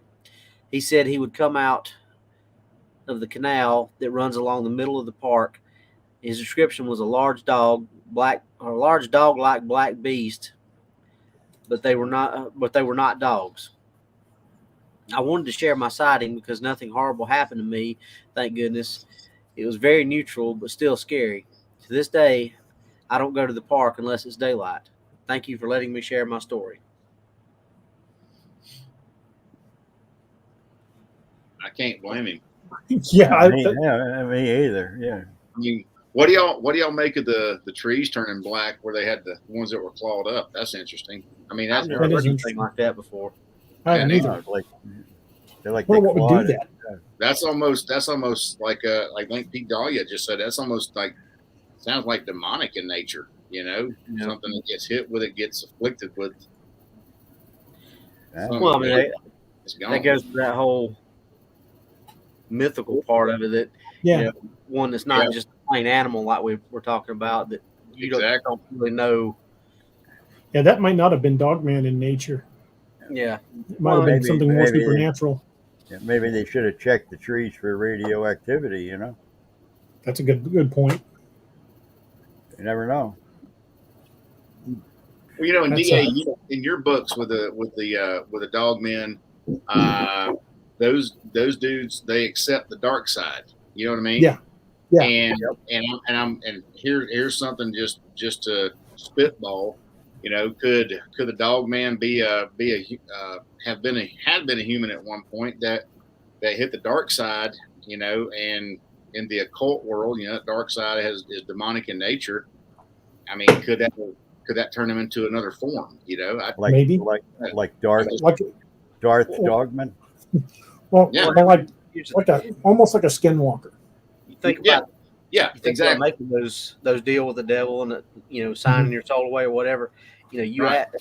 you ask for one thing, but you're not going to get what you asked for. So Right. maybe some of these that they're seeing, they still retain some of that. Maybe that's why you see some of the sightings of these. They're holding on or remembering, or maybe they lived somewhere around where these sightings are. Maybe they knew somebody that was that close by, and they're still retaining some of that stuff. And that's why you see some of these sightings that are in a specific area, like the Beast of Bray Road. I want to see it in that one. That one is described in that one particular area. Maybe it was something like that. And Willamette Valley Cryptid says poison arsenic turns black on wood and paper. Could be. That is really bizarre. I didn't know that. Good point. Werewolf at 674 says, "Yeah, DA, I can never get that opening scene from your first Apex Predator out of my head." That happened in a park too. Yeah. That could have almost been that scene out of your book. That's what when Doc was reading it, that was what was going through my mind, was that scene. You know how that scene came to my mind? When I used to live in Lebanon, and that park that I described was called Ashley Park. It's out on the south end of Lebanon, just on the north end. It's just off North Highway 5. And when I was dating this girl named Susan, her and I used to go out to that park late at night when there was no one there, when we would walk and do what teenagers do. But mostly we would walk and just hang out and just spend time away from everybody just so we could be alone. And one night we were near the pavilion and we could hear something walking in the leaves at the trees at the edge of the park. And it scared us so bad that I got her in front of me and pushed her back to the car, kept watching behind us, and we got the hell out of there. But that always stuck in my head. And I thought, well, what if that had been a werewolf, or what if that had been a monster? So that scene actually started out as based on a girl I was dating when I was about 16. Wow. Although we didn't see it, something was definitely in those woods. She didn't go out with you after that, did she? Oh, yes, she did. She did for years after that. Yeah, that's the proverbial one that got away. And there's the behind the scenes of Apex Predator. It's what inspired that scene. That's interesting. Interesting. Yeah. Although I wasn't a football player, I was a pretty strapping kid back in those days because I spent all my spare time, cutting wood and bucking hay. Hey, boss man. Kerry, I think you're up, brother. All right, my man. All right, Arizona, Cochise County. Doesn't have a date on here. It said I was 17 years old at the time. My dad and mom had taken my little brother and sister to Tucson to do something for the day. We lived in a trailer in a rural area outside of Sierra Vista. We had 2 horses, 2 dogs, a cow, and chickens on a small amount of land we had. As the oldest son, it was my job to feed and take care of them. On the night in question, it was a stormy monsoon rain with thunder and lightning going on. But like monsoons can be, they rage and then they settle into a lull and rage again. I was getting ready to settle down and watch a good movie when all of a sudden my 2 dogs started barking and wouldn't shut up. When I told them to calm down, in the previous week or so before that, my dogs had been acting up and barking a lot at night. I attributed this to coyotes that I'd heard howling in the night. So I got my dad's 30-30 and just 1 bullet in case I had to shoot to scare off the coyote or kill it if rabid. I rested the loaded rifle near the wall by the back door and turned on the floodlights outside the trailer. The rain had just stopped, so I looked out by the window near the front door and saw our 2 horses and cow staring as if through the front door to the back door of the trailer where the dogs were barking. I thought maybe they're scared of the coyotes. So I grabbed the rifle and opened up the back door. As I was getting near the back door, I heard my dogs whimpering and crying. Now I was thinking, is it a pack of coyotes? So I put a few bullets in my pocket, figuring I could load them if I didn't like what I saw. I opened the door, and the darndest thing happened. My 2 dogs beeline rushed past me to the center of the trailer and hunkered down in the kitchen. Mud is everywhere on the floor from their paws, and I'm pissed because I have to clean it up. So I closed the door and go try to get my dogs to get out, but they wouldn't budge and squirmed out of my arms when I tried to grab them. They were terrified. Now I was mad at the coyotes and grabbed the rifle to run them off or kill them. The trailer sits on a foundation of blocks. The front and back doors are accessible by a small set of stairs. I'm 5'6", by the way. There you go, 5'6", brother. I opened the back door and was looking out in the darkness at that point. I was about to step out when I saw a set of eyes looking back at me out from the darkness. From the top of my head in the trailer to the ground is around 7+ feet or so. And here is a set of eyes looking at me level and square on. I'm like, darn coyote, must be up on the small gravel hill we used to pave the road, or it's a bird on a mesquite bush. But I was thinking to myself, that monsoon was awfully bad and rained hard. What kind of bird would hunker down on a mesquite bush, and why would a coyote be out in the downpour? So I'm raising my rifle and drawing a bead on the eyes when the lightning lights up the night. All of a sudden, the lightning illuminates the small gravel hill that's like 6 feet high, and the surrounding mesquite bushes as well. The light winks out as fast as it appeared from the lightning, though. There was nothing on the gravel hill and no bird on any of the mesquite bushes. Then it dawned on me. Whatever it was very tall and was still staring at me. A sense of dread crept over me all of a sudden as I realized the 30-30 had only one measly bullet, and if I missed, there was no way I'd be able to reload before it was on me. I kept the gun pointed at it as I quickly closed the door. I locked the door, realizing this trailer would never withstand whatever it was out there if it attacked. I locked the front door and turned on all the lights in the house. I grabbed all the bullets, the 30-06 and the 22 rifle, then went in the kitchen with the dogs. I loaded each rifle full on. I hugged my dogs and prayed that whatever it was went away and didn't attack. I stayed awake that whole night till my parents got back. My dad was furious that all the lights were on. My dad checked outside for coyotes, but whatever it was gone. Yeah, That one's never pretty for creepy. Sure. Yeah. Never be too careful. I mean, I wouldn't have Barney Fifed it with one bullet, but you know, from the get go, you know, that's my thing. But you know, I'm gonna come. That's one PMAG in and 2 in the back pocket. Exactly. I'm gonna come correct if if I'm seeing something out there that is big. And I mean, I'm his size. I'm 5'6", and if I saw something staring at me square on, and it was 7+ feet tall, Well, no, I'll tell you what, my dad always used to tell me, an empty gun is nothing but a wall hanger. You know, all our guns are always fully loaded. We don't keep them empty. Empty gun don't do you any good. It's just an expensive paperweight at that point. That's right. I Just totally something to agree. hang on a wall and look at. Yeah, I mean, if I saw something that big looking at me with glowing eyes, I'm afraid I might do a little recon by fire on that sucker. Yeah, absolutely. You're not wrong. Yeah. Wow.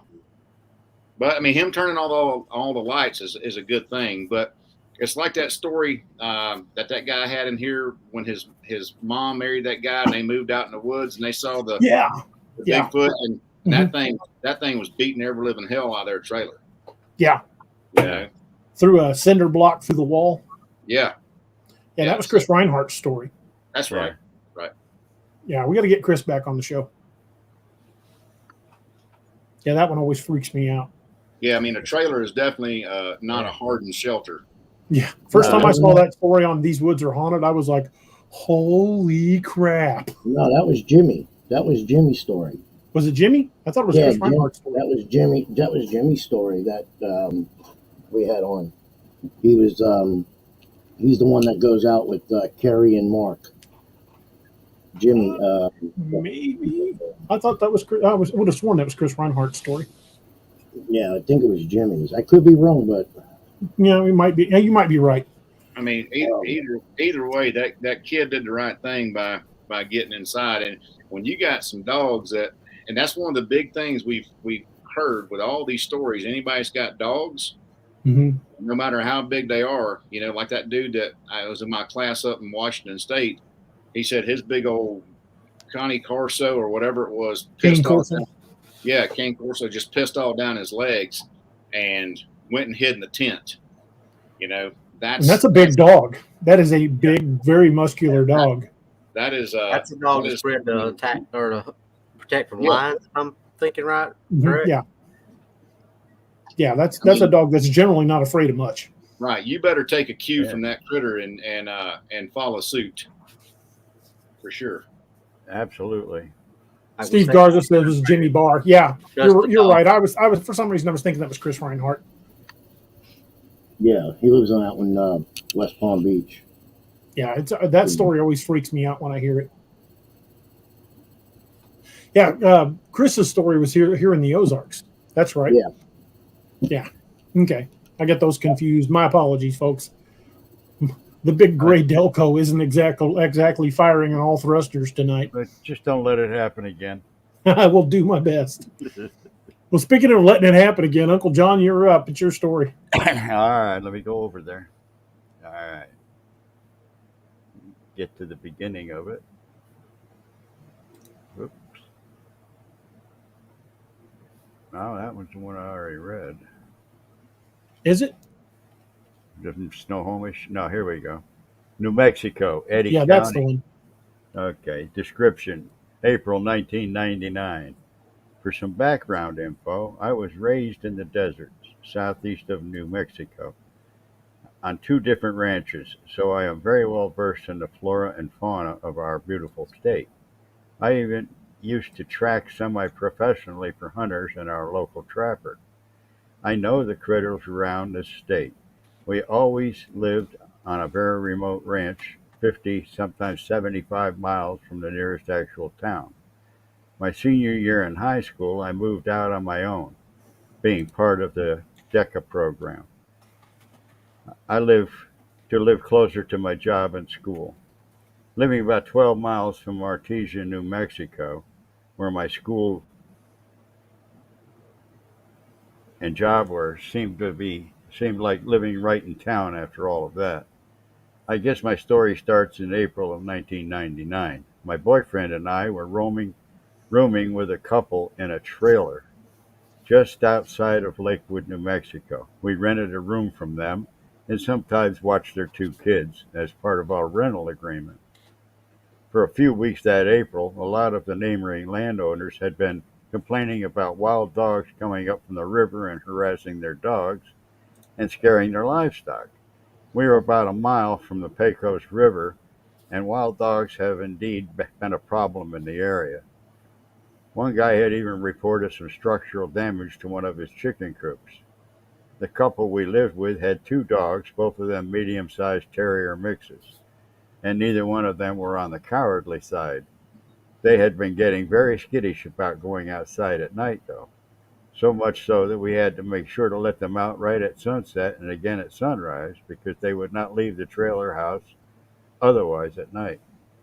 One Saturday night at about 11 o'clock p.m., I know it was Saturday because I neither had work nor school, near the end of the month, the four of us were sitting around watching TV and just basically talking about stuff when the dogs, who were asleep in the master bedroom on the far side of the house, started growling and barking at the window on the south wall of the bedroom. This was really unusual behavior for them, so we all got up to see what they were on about.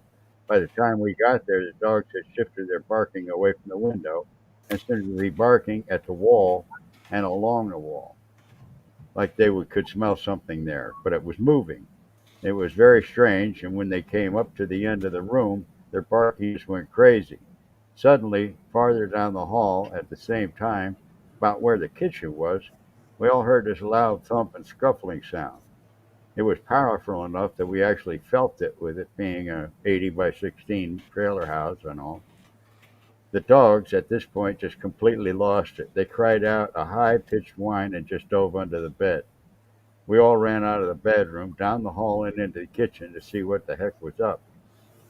Peering out of the kitchen window was pointless as it was late. There was cloud cover and the moon wasn't even out.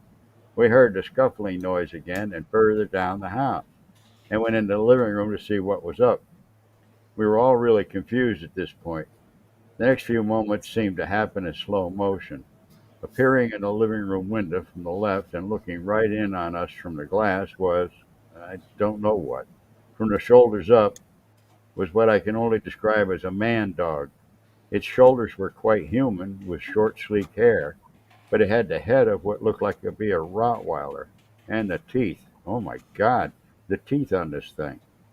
All four of us screamed at about the same time, and I guess that scared it off because it just disappeared. That image is forever seared into my head. Also of note, this was a trailer house, so the bottom of that window was easily 6 feet off the ground, meaning this thing was 7 foot something. No matter how big of a dog or wolf it was, it could not have stood up and looked at us like that in that window. That guys, being guys, immediately grabbed their shotguns and headed out the door, even though I told them it was a bad idea. Super dark desert night, big known critter, no. I guess they were out there looking around for it for some 20 minutes before they came back inside and said they couldn't see anything. The light from the house was shining on it, and it being so close to the window were the only reasons we saw it in the first place. None of us really slept well that night. It just felt creepy. The next morning, I got up early and decided to go have a look around to see if there were any tracks to identify what the heck it was.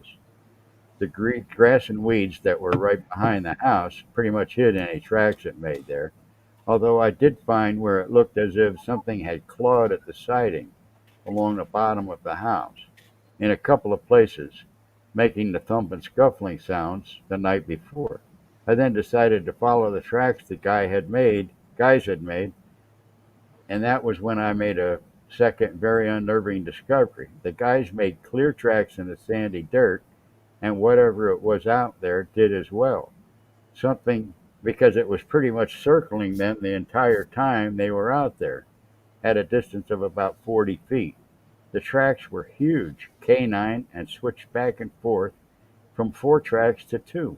Meaning it was walking bipedally for at least half the time it circled them. Just freaking creepy. Yeah. That's Interesting. That is interesting. Yeah, especially it was tearing up the siding. Yeah. For sure. But they were out there looking for it, and it's circling them. Yeah. Yeah, and that one they talked about their dogs not wanting to go out. Yeah. Yep. That's a good indicator you've got something like that on or in your vicinity. I mean, if your dogs, and I've had this happen with my dog, and I live in town. There are certain nights that Harley just won't leave the light on the back porch. He'll run out and generally do what he's going to do on my barbecue grill for some reason, and then darts right back in the house. I'm like, will you quit pissing on my grill, you little turd? That's the second story in a row where the dogs have been acting squirrely, and Yeah. I said they pick up on stuff better than we do, and if they pick up on something, don't chastise them. They're trying to save your bacon. Yeah. Well, ever since I was a kid, I believe that believe what your dog's doing. Absolutely. They know better than what you do. Yeah, they're a better judge of it than we are, for sure. Absolutely. My master trainer when I was doing my canine stuff, that's what he beats into your head. Trust your dog.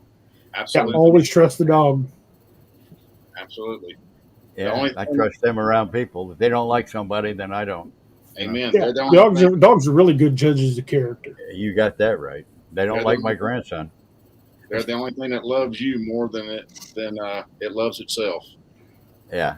Well, that's one thing they told us in crime scene school, that if you find an unattended death in a house where there's pets, a cat will eat the body, but a dog will lay down next to him and die. Yeah. I walked in on a woman that was laying dead for about 3 or 4 days, and she had a half a dozen cats, and they'd been eating on her.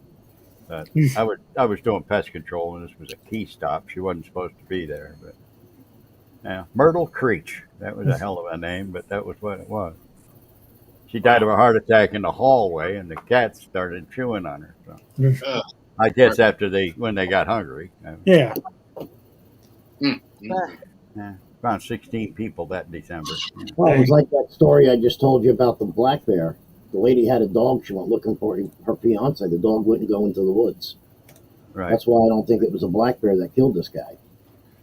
Hey, folks, I'm posting a link in a chat for Robbie's podcast. They just got their second episode out. The podcast is called "What's Really Out There," and I just posted the link in the chat. You guys should check that out. I think you guys will really like it. It did not post that. It posted a Facebook link. All right, disregard that last link. Now this should post it. This is the link to their podcast. It's called "What's Really Out There." You've got 2 episodes out now, right? Yeah, we got 2 episodes out now. We just recorded episode 3 and 4, and episode 3 kind of ties in what we've been talking about the past 2 shows here. Awesome. Kind of the Hollywood versus reality of the werewolf versus the dogman. Just kind of it's going to be a good one. Yeah, that one's about 40-something minutes. Then we did another little short one on old South Carolina legend. Nice. I'm looking forward to that one too. Yep. So, folks, make sure you click on that Spreaker link and subscribe to their channel, because it's only got a couple episodes out, so not much to catch up on, but they got some good stuff. So definitely check it out. I'm going to jump into the next story. This encounter comes from Doc's neck of the woods. This is from Prowers County, Colorado. Happened in February of 2017. And the story says, I'm a 24-year-old male, and I live in the middle of nowhere, literally. I'll be short and simple about my encounter. I was getting home late one day after dropping my sister off at the airport in Lamar. I live just under 7 miles north of the Oklahoma border on 250 acres of land. I have a trap line running around my property for coyotes. The first 2 traps I checked were empty, so I headed south. That's when I saw this thing. At first, I thought it was a coyote, a really big coyote. It was almost 5 feet tall on all fours. It was caught in my trap, and it was running around making a dust cloud, and then it stopped and looked at me. Now, I use a Duke number 3 leg hold trap, so I can catch a variety of things anyway. Things in it. Anyway, I slammed on the brakes, and my truck stalled because it's a manual. I was fumbling for the keys to start it. It's an old farm truck with a carburetor on it and had quite an afterfire. Once I heard that, it lunged at me and roared. I saw that it had its hand, not a paw, a hand, caught in my trap. Right hand to be exact. It'd probably been looking for the dead rabbit that I had in the bait net hole next to the trap. It then stood up and ripped the 2 earth anchors I had 24 inches into the ground, ripped them right out. It took me a long time to put them in with a 10-pound hammer, but it pulled them straight out within 15 seconds. After it did that, it just stood there looking at me. It felt like an eternity, and I knew my .357 Magnum would do nothing to stop this thing if it came at me. I prayed to God that it wouldn't come for me in my truck. I was looking at it in shock and awe and noticed that it had orange eyes. They weren't glowing. Instead, they had a tint like a cat's eyes in the dark. They may have been reflecting my headlights. I can't be sure. It then took a step towards me, curled its upper lip, showing its teeth. They were huge. The longest 2 had to been 4 to 5 inches long. It then growled at me, and then it was gone in the blink of an eye. I was scared crapless then. I jammed the truck into gear and spun the tires, getting out of Dodge. Like I said earlier, it seemed like an eternity, but it must have lasted no more than 30 seconds at the max. I later returned with an Indian friend of mine. He's part Arapaho. I grew up with him and trusted him. He told me some stories that were passed down through his grandparents' tribe and mentioned something about a loup garou or French werewolf. He also told me how fur trappers in the late 17 and 1800s were chased off that land in the Rockies from this thing. After some research online, I found your channel, and here I am now. I really am glad you have made this channel for people who have encountered these things. I used to work until 10 to 11 at night, but I sleep with the lights on now. It sounds silly for a 24-year-old to be doing that, but to be honest to God, I'm still frightened of this thing. I haven't bothered going out looking for my lost trap because I bet the thing has it torn apart by now. Wow. Had those trap anchors 24 inches into the ground and ripped them out like they were nothing. Holy crap. That's power. Yes, that is something incredibly strong. That's They power. ain't a yote on there that can do that. That's for sure. No, that is a fact. There they go again. Dad, comment. Ah, yeah, I see him. Give me a second, Robbie. I'm going to send you one to read. This one's from Florida. While you're reading it, I'll see if I can't get those blocked. All right. Y'all ready to go? Fire it up. Roll back down to the top. Or here we go. All right. This one is from Lee or Leah, I guess Lee Acres, Florida. I had my doubts of what it could have been. Thought it was a bear at first glance. With the aggressive behavior and the footprints don't lie. All the evidence I found points to a dogman. So the first night this all started was a few months ago. I was woke up one morning by something tapping on the window of my bedroom. There's that dynamic again. Yeah. Sounded like a fingernail on the glass, lightly tapping, but enough to wake me up. I woke up, made some coffee, and grabbed a glass of water and went outside. I sat down and had a smoke and heard some odd noises, weird like clicking sounds, not cicadas or grasshoppers. I'm used to those. Then about 5 minutes later, a growling sound, very deep but short. This was around 3 a.m. Coffee was done about 20 minutes later, so I grabbed a cup and went back outside on my porch. I took my first sip and heard this blood-curdling scream about 150 feet behind my porch, maybe the next block over. I finished my coffee. Sorry, you heard that, and then you still stood out there for your coffee. Yeah. Okay. He finished his coffee. Sorry, that line just stopped me dead. I'd have been wearing my coffee. Exactly. Doc, God. you've been wearing more than your coffee. Or leaking. Yeah. Listen, I finished my coffee and I'm walking inside. That's just I can see drinking scotch or something. Yeah, I finished my scotch and then I walked nerves of steel. inside. My question is this: did blood curdling screams happen in this neighborhood on a regular basis? It must be. This must be a neighborhood the police venture into a He lot. must have freaking nerves of steel, or he really likes his coffee. Golly. Yeah. Finished my Finish coffee, my coffee. was walking inside. Just as I opened my glass slider, something attacks my porch or my porch door. Beat the hell out of it for almost 5 minutes straight. Scared the hell out of me. Now that scares them. Not enough to not finish his coffee, apparently. Exactly. Gotta get that coffee in. Got another cup of coffee. And I rushed inside, got it. You just called it, DA. I rushed inside and got another cup of coffee. That's what it says. Hey, coffee is fine, man. That Coffee- caffeine will do crazy things to you, man. I'll tell What you. is that? if Black something's market beating on my coffee? door, I'm not going to be too terribly concerned about another cup of I coffee. mean, I'm waiting for I him to think take And it. I do love coffee. Don't get me wrong. I mean, I just I think he was drinking finished a big scotch. old tumbler full. too. But God dang. I mean, He's I'm drinking, Oh, he's waiting for him drinking to that go smoke a bourbon, I cigarette think. and smoke a cigarette and drop a deuce. You know, I mean, this is Yeah. always got It's some some- mineral. If something's trying to get in the door of my house, the last thought on my head is like, oh, I could use Hold another on, cup I'm of gonna coffee. get a cup. Gotta have It's another some cup, good you know. coffee. it's coffee. Talk amongst yourselves. I'm for clip. Okay, where was I at? Yeah. He was getting another cup of Yeah, coffee. get another cup of coffee and waited 20 minutes looking out the kitchen window to see if anything was there. Being that my backyard is completely dark, which this brings crazy. They're out sitting on the porch at 3 a.m. drinking coffee after they've already been woke up by something tapping on their window. Yeah. There's a lot wrong with this. Yeah. Anyway, Oh, 20 minutes watching to see if there was anything in my backyard. My backyard's completely dark. I'm not sure what I expected, but I gave up waiting and went back outside. I sit down and I'm drinking my Yeah. coffee. Yep. That's And this fellow really likes his coffee. I hear what sounds like Good. my neighbor's new aluminum fence getting the crap beat out of it. I'm looking on my side and seeing nothing. My guess is it went to the other side of the property to beat the hell out of the panels. It stopped quickly, and there was no noise for the rest of the morning. Fast forward 2 months, Thanksgiving 2020. I'm woken up again at 3 a.m. Some nails on the window event.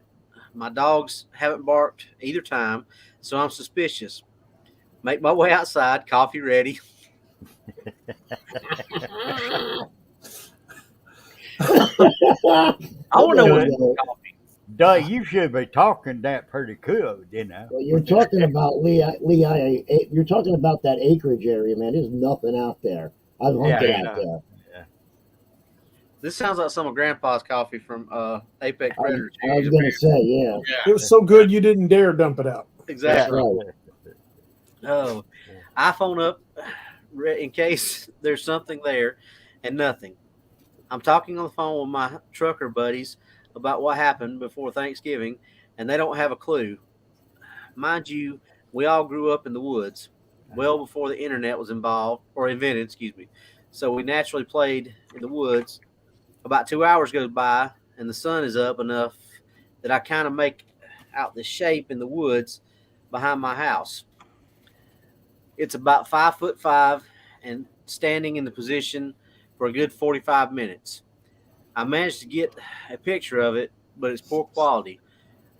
The rest of it is probably shaking from all that coffee that he's been having. It's about 45 minutes. Rest of the day, 2 hours later, I heard a tree branch snap off, and something crashed to the ground. Something heavy. No mistaking that sound for a tree falling over. Turns out a tree on the edge of my neighbor's property, about 25 feet up, a large branch about 5 inches in diameter, is just twisted off and snapped like a twig.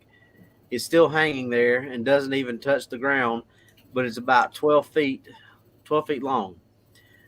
I did have a look in the woods for a bit to see if I could find anything. It's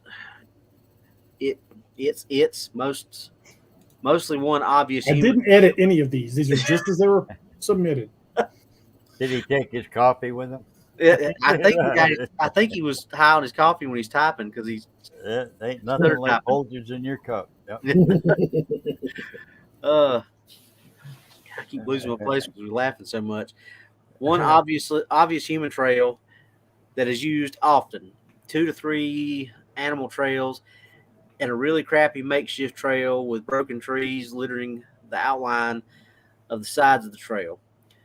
Quite a bit of big stuff to climb over, logs piled like I've seen and heard about, odd like teepee shape, and several grass beds throughout the woods. One was recent.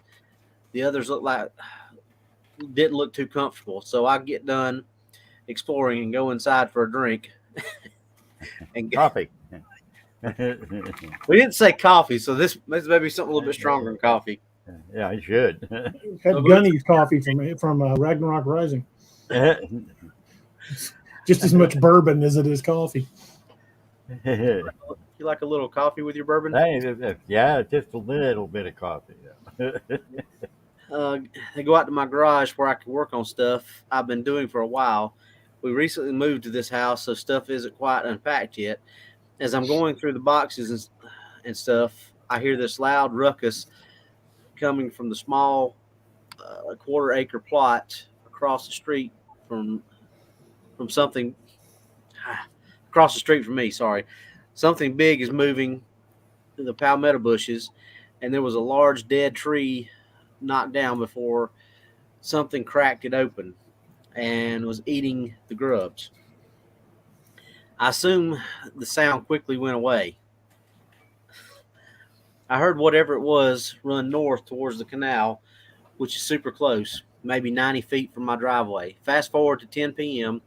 I'm still in my garage, but the door is closed this time. I accidentally banged on the garage door and heard something on the other side bang back. Me thinking it's my kids, being the teenagers they are, I bang again.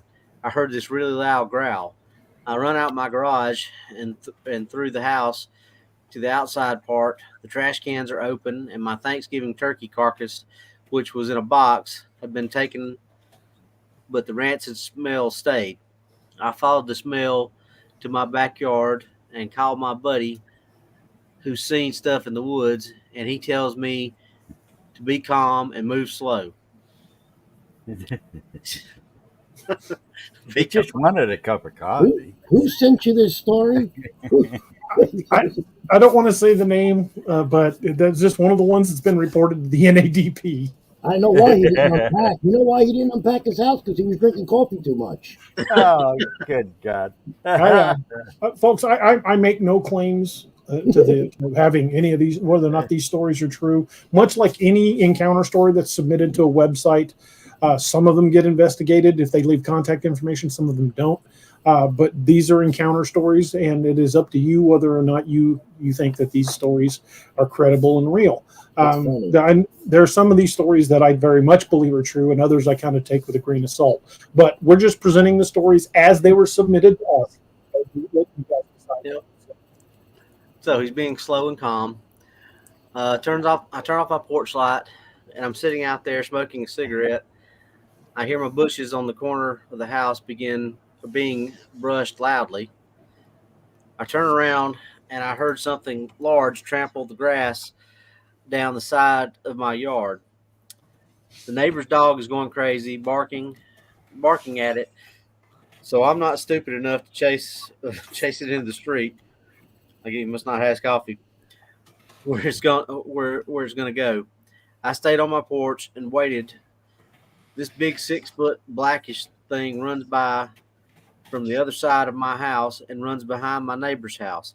His security lights kicked on, and it ducked behind their above ground pool.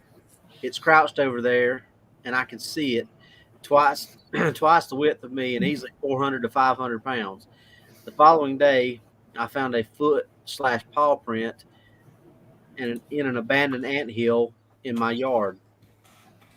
I had experimented weeks prior. The morning dew ruined the footprint the next morning, but I have a picture for size comparison. What makes me think it's a Dogman, we have a marsh close by that's about 20 by 20 square miles in size with no trails or roads in or out. There's a waterway within 100 feet of my house that's about 12 to 15 feet deep. I grow a lot of my own vegetables and fruits, and some have come up missing. As far as the woods behind my house go, there are several trails. Some are obviously human, as they are used frequently by neighbors.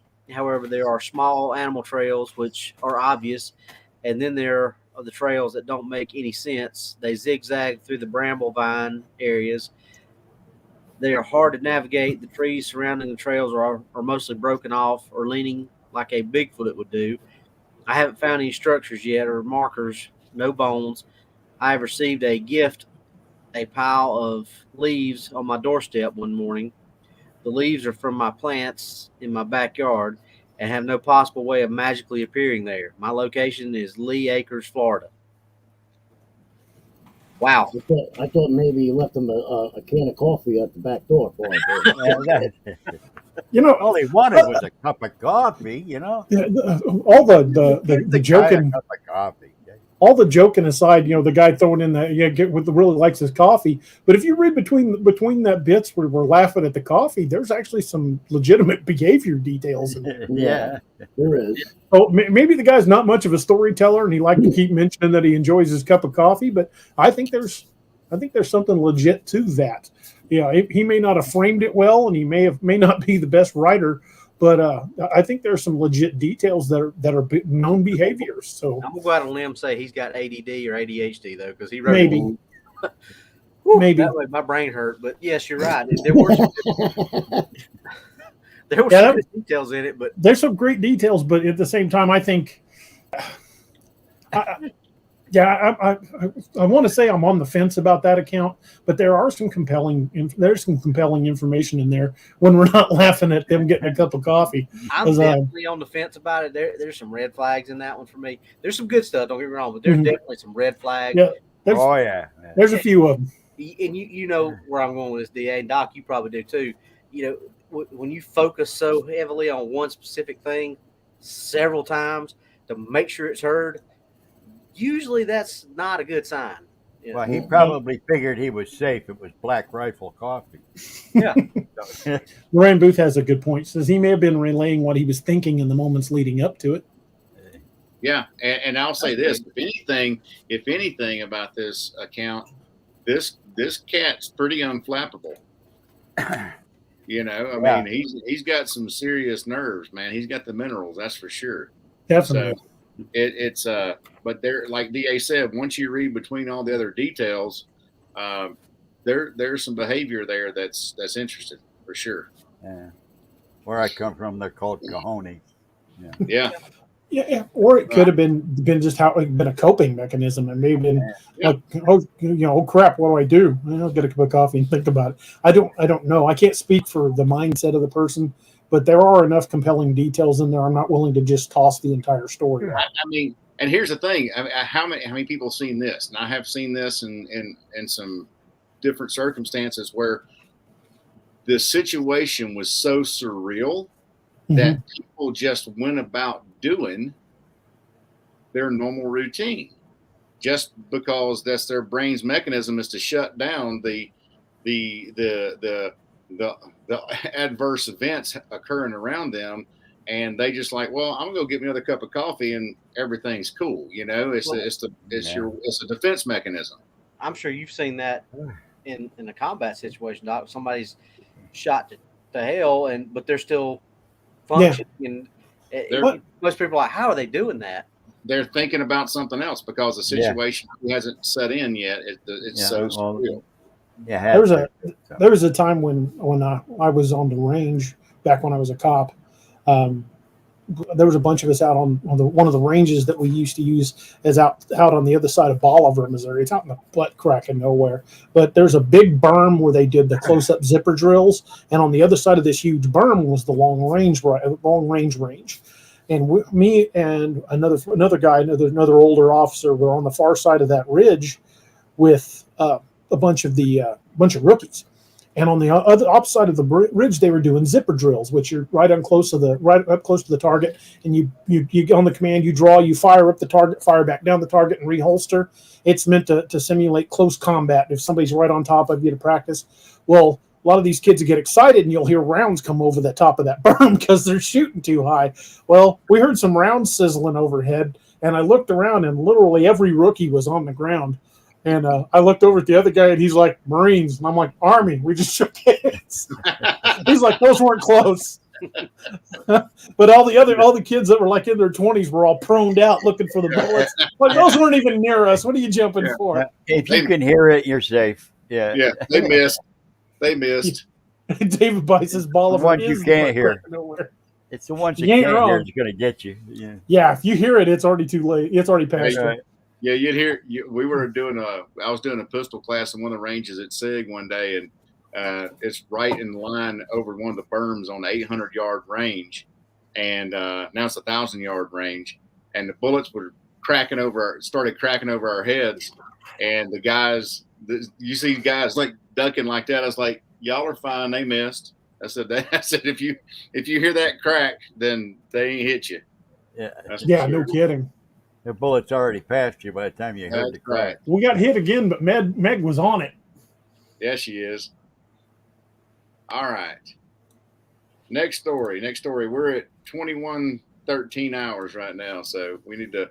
Okay, well, I think Uncle John's got the next one. It's another Florida story. Oh, do we? Okay. Does he? Okay. All right. I had that main one you said.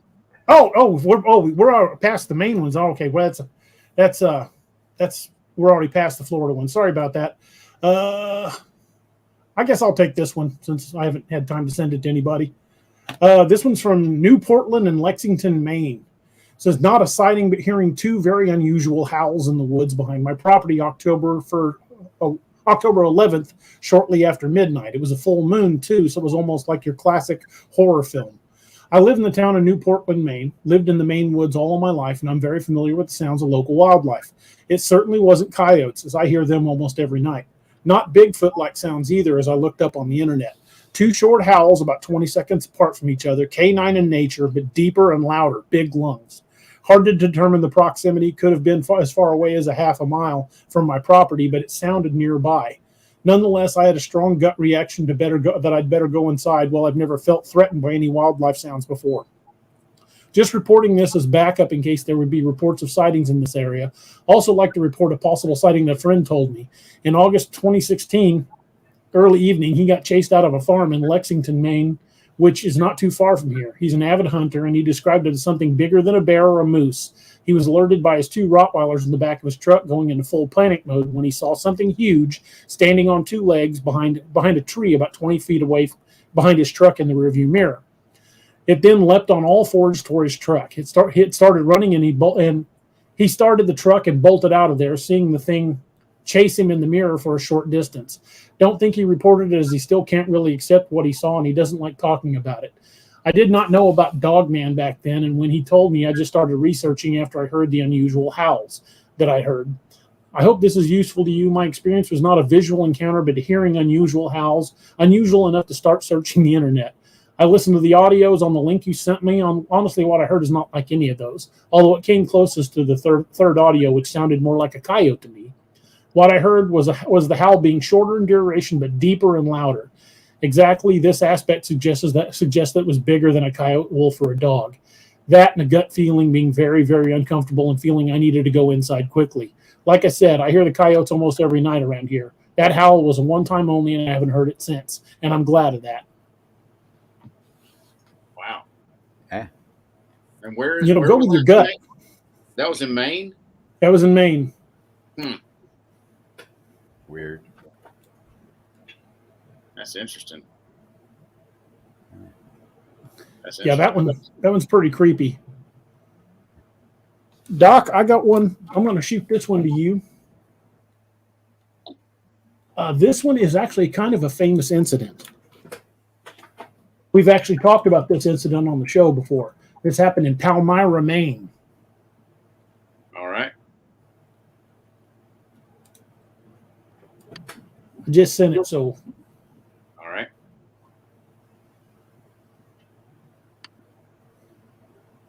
Palmyra. All right, here we go. All right, got it. All right, Maine, Palmyra. The Martin family had downsized their lives. A workplace injury had devastated him, and she had left her job to take care of her husband. As a result, they were looking for a less expensive place to live. She found an older, beautiful farm in Palmyra that was just what they needed. It was surrounded by dense woods. Her husband's family had always been deer hunters, and his fairly extensive collection of guns was born of contention with his wife. With the help of their son, he built a strong box to hold the guns under lock and key in the barn. They had had a routine of evening coffee on a shelter porch, provided it wasn't too cold out. One night, they noticed strange pulsating lights down past the tree line. At first, he thought it was just a poacher with a flashlight, but something didn't seem right. His wife thought it was unnatural. Well, the husband and the son headed out in the field to investigate. As they approached the woods, the lights went out. It was so quiet, the snap of a tree branch underfoot echoed. The father sent the son around with his flashlight off, hoping to catch any potential poacher unaware. The husband also felt something far beyond anything he'd ever felt. All the father and son ever found was each other, not even a track on the ground to give them a hint of what they had seen. Well, there was a boyfriend of the daughter had come by for a visit. They decided to go for a walk in the woods. The dogs ran ahead of them, catching the scent. While the daughter caught and the boyfriend caught up, the dogs were rooting around by a large hole in the ground. The boyfriend thought the overly round hole had been dug with care. The daughter had a bad feeling about the whole thing and urged him to leave. Finally, he agreed. What had the dogs found? Well, it was Memorial Day weekend, and their mom was making the evening coffee. The dogs didn't want to go outside to their pen. Something wasn't right. Another one with animals. The husband noticed that it was particularly quiet on that misty evening, and when he heard an odd sound in the distance, he knew there was some sort of danger out there. He began to usher his wife in the house, and she protested, but then she heard some rustling in the distance, accompanied by 5 sets of eyes looking back at them. She realized the danger. They rushed in the house and locked the door. He knew it wasn't a bear, but it was huge and dangerous. The guns were in a barn, and Eric wasn't sure his family was safe. He wanted to get the guns out, but his wife told him to stay. So they went up to their daughter's room and woke her up. She was half awake when she looked out the window, but laid back down and went to sleep. All 5 of the creatures were still there. One stood on his hind legs and looked right at them. Well, The husband felt an instinct to protect his family. With the creatures in the distance, he thought he might be able to get the family car backed up close enough to get them out. And even with his disability, he went outside.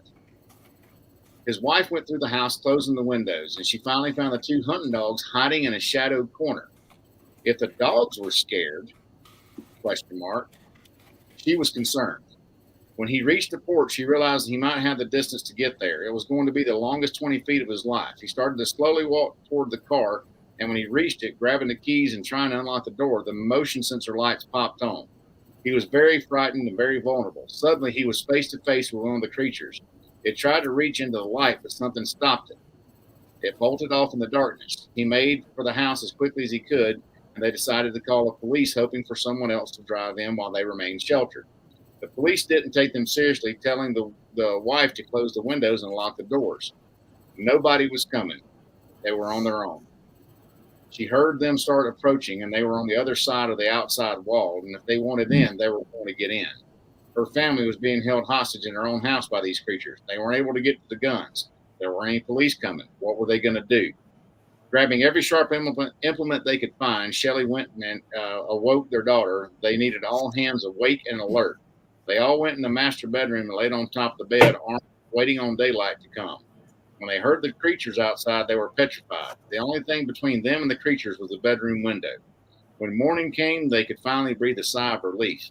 The creatures were gone, and the father called the son, who came over to help look for tracks. The tracks they did find were huge with enormous claws, and they showed a creature who could walk on 2 feet. These creatures had been hunting and stalking. Were they werewolves? To this day, nobody knows. Oh, Betty brought the guns in the house, though. Yeah, I bet he did. Yep. Unfortunately, my wife's never made me put my guns in the barn. I know. Yeah. Yeah, that story has definitely been talked about on a lot of podcasts. And it's a pretty famous incident. But yeah, I think they were being hunted. If they'd have gone outside, they'd have been a missing 411. Yeah. That would have been lunch or dinner, depending on what time. Yeah, they had been a meal of some sort. Yeah, smorgasbord. Werewolf 5674 says, a new data point, coffee and sighting. Yeah. That's a fact. Yeah, we even heard it in ducks. She would go back to the house because Mom was making coffee. Yeah. Yeah.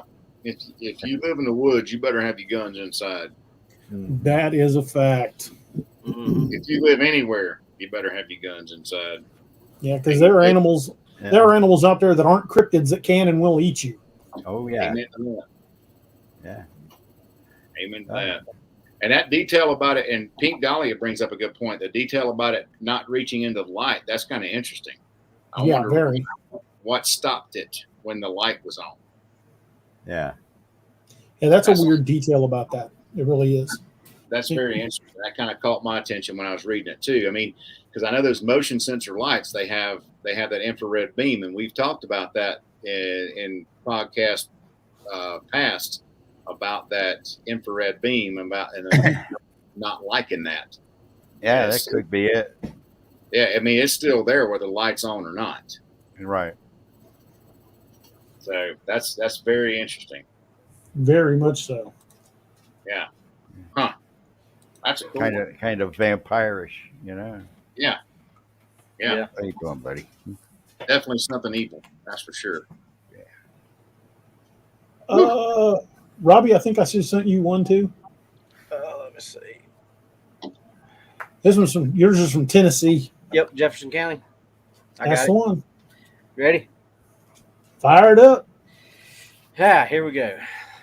Jefferson County, Tennessee. Description: 2012. I'd like to tell you about my encounter my son had maybe 4 years ago. He told me about it then, but I had no clue. Now we have Dogman encounters, and now I know. Here's what happened. My son's friend was driving him home about 11 p.m. through a rural residential area. Houses are spaced some distance apart. They were on a 2-lane highway with no street lights. and very little traffic. The area was not overly wooded, but has patches of trees and fields. This area would probably be included in the foothills of the Smoky Mountains.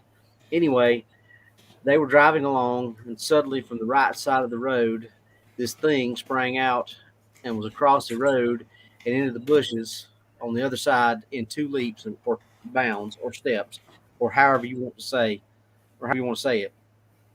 It was in full view because of their headlights. My son said the first thing he thought was dog. He went on to say it was running on all fours like a deer. He said its color was the color of a deer with a huge dog head, massive shoulders, and really small waist. He kept repeating how big it was, so I asked for a comparison. I asked if he meant huge, like maybe a big deer or maybe as tall as a cow. He answered, and I can quote his answer: "Mom, this thing was massive. If we had hit it, the car would have gone underneath its body, and it would have hit the windshield. I don't remember what kind of car it was, but it was about the size and shape of one of those old Nissan Sentras." He said that neither he or his friend said anything for about 10 seconds, and then his friend yelled, "Did you see that?" My son said, "Yes," and they didn't say another word the rest of the way. And that's it. It really creeps me. It's really creepy to me, and I thought our listeners might like to hear about it. Yeah, that one's pretty creepy. Yeah, that's big. If you're going to say that the front end of the car is going to run underneath it, and its Yeah. belly's going to impact the windshield. I mean, and that was on all fours. That's Yeah, that's like moose size. yeah, Yeah, that's big. that's a Tennessee moose. Can't Yeah. have that around. Whew. It's Anybody got any comments on that one? no, that one could be about anything. It could was just sounded good, but what the hell could it have been when they saw it? They No didn't kidding. say. Well, I said it was a 2-lane road, and it made it across it in two leaps, steps, bounds, whatever. I mean, Yeah, that a means lot of 2-lane roads where I came from, so I don't know. means it's moving pretty fast though. So Yeah. I guess you could probably rule a bear out if it was moving. Yeah, I don't think bears get that big. No. Not to be standing as tall as a moose The on one all I shot, fours. the one I shot up at Forkston Mountain was 868 pounds. So That's a big one. yeah, my last time hunting bear. Yeah, first and last time. Well, I can't say that I blame you, folks. Or my food off. We got two stories left that we've got set up. There are more that we could tell, but I've only got two more primed up. I'm going to have John read one, and then I'll take the last one, and we'll start wrapping things up because we're already well over the 2-hour mark. John, go ahead. All right, let me bring it up here.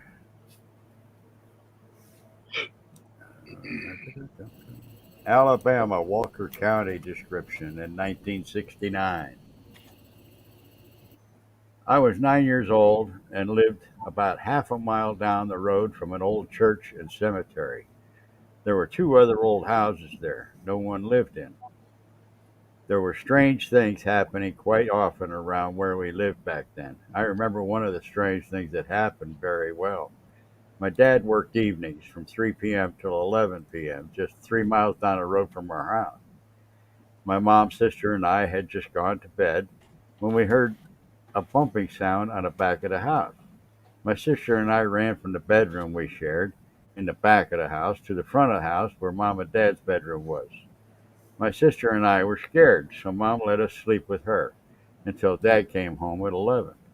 That night, their bedroom had two windows side by side on the front of the house, above the porch. You could see through the curtains at night due to the street light out front. We were lying there after not hearing any more noise when all of a sudden we heard something on the front porch. Mom saw it first and sat up in bed. That made my sister and I notice her staring out the window. When we turned our gaze from Mom to the window, we saw what looked like a very large dog on the front porch. It was walking to the front door upright on its back legs. When it reached the front door, it shook it violently. It was as tall as the door, and we could see it scratching at the screen door with its front paws. It remained there for what seemed like 15 minutes, but was probably only 2. Mom didn't say a word for the first minute or two, then she just shushed us until it turned and walked about 10 feet to the steps on its back legs. Just before it reached the steps, it went down on them and it went down on all 4 legs. Mom told us to go back to sleep, and we eventually did. I don't remember her telling my dad, but I do remember this well. I was 6. It was 6 to 6.5 feet tall, while standing upright on its back legs. You could see all of its facial features, its ears, snout, and its head. Those features made it resemble a German shepherd. We hadn't seen anything that looked or acted like that thing in the area before that night. A lot of strange things happened there. I can't say it was a dogman, but it did walk on its back legs for several feet. Another time when I was young, my sister, who I shared the back bedroom with at the time, was at our grandma's house spending the night. I had gone to bed but wasn't asleep yet. Mom had my bedroom window open so air could get in. It was hot that night. The back of the house was high off the ground. Consequently, the bottom of my bedroom window was 8 feet off the ground. I had been lying there on my back when I rolled over onto my stomach toward the window. My foot went off the bed on the window side and wound up being only a few inches from the window. All of a sudden, something touched my foot. I don't remember if it grabbed my foot or what, but the screen ripped, the curtain fell, and I scrambled off the bed and out of my bedroom into the living room where my mom was. She had heard the commotion and saw that I was frightened. She asked me what was wrong, so I told her what had happened. She went into my bedroom and saw the hole in the screen and that the curtain was down. She also saw how it was hanging halfway out of the window. She didn't know what to think, so she called Dad home from work. He came home to check it out and walk around the house before coming in.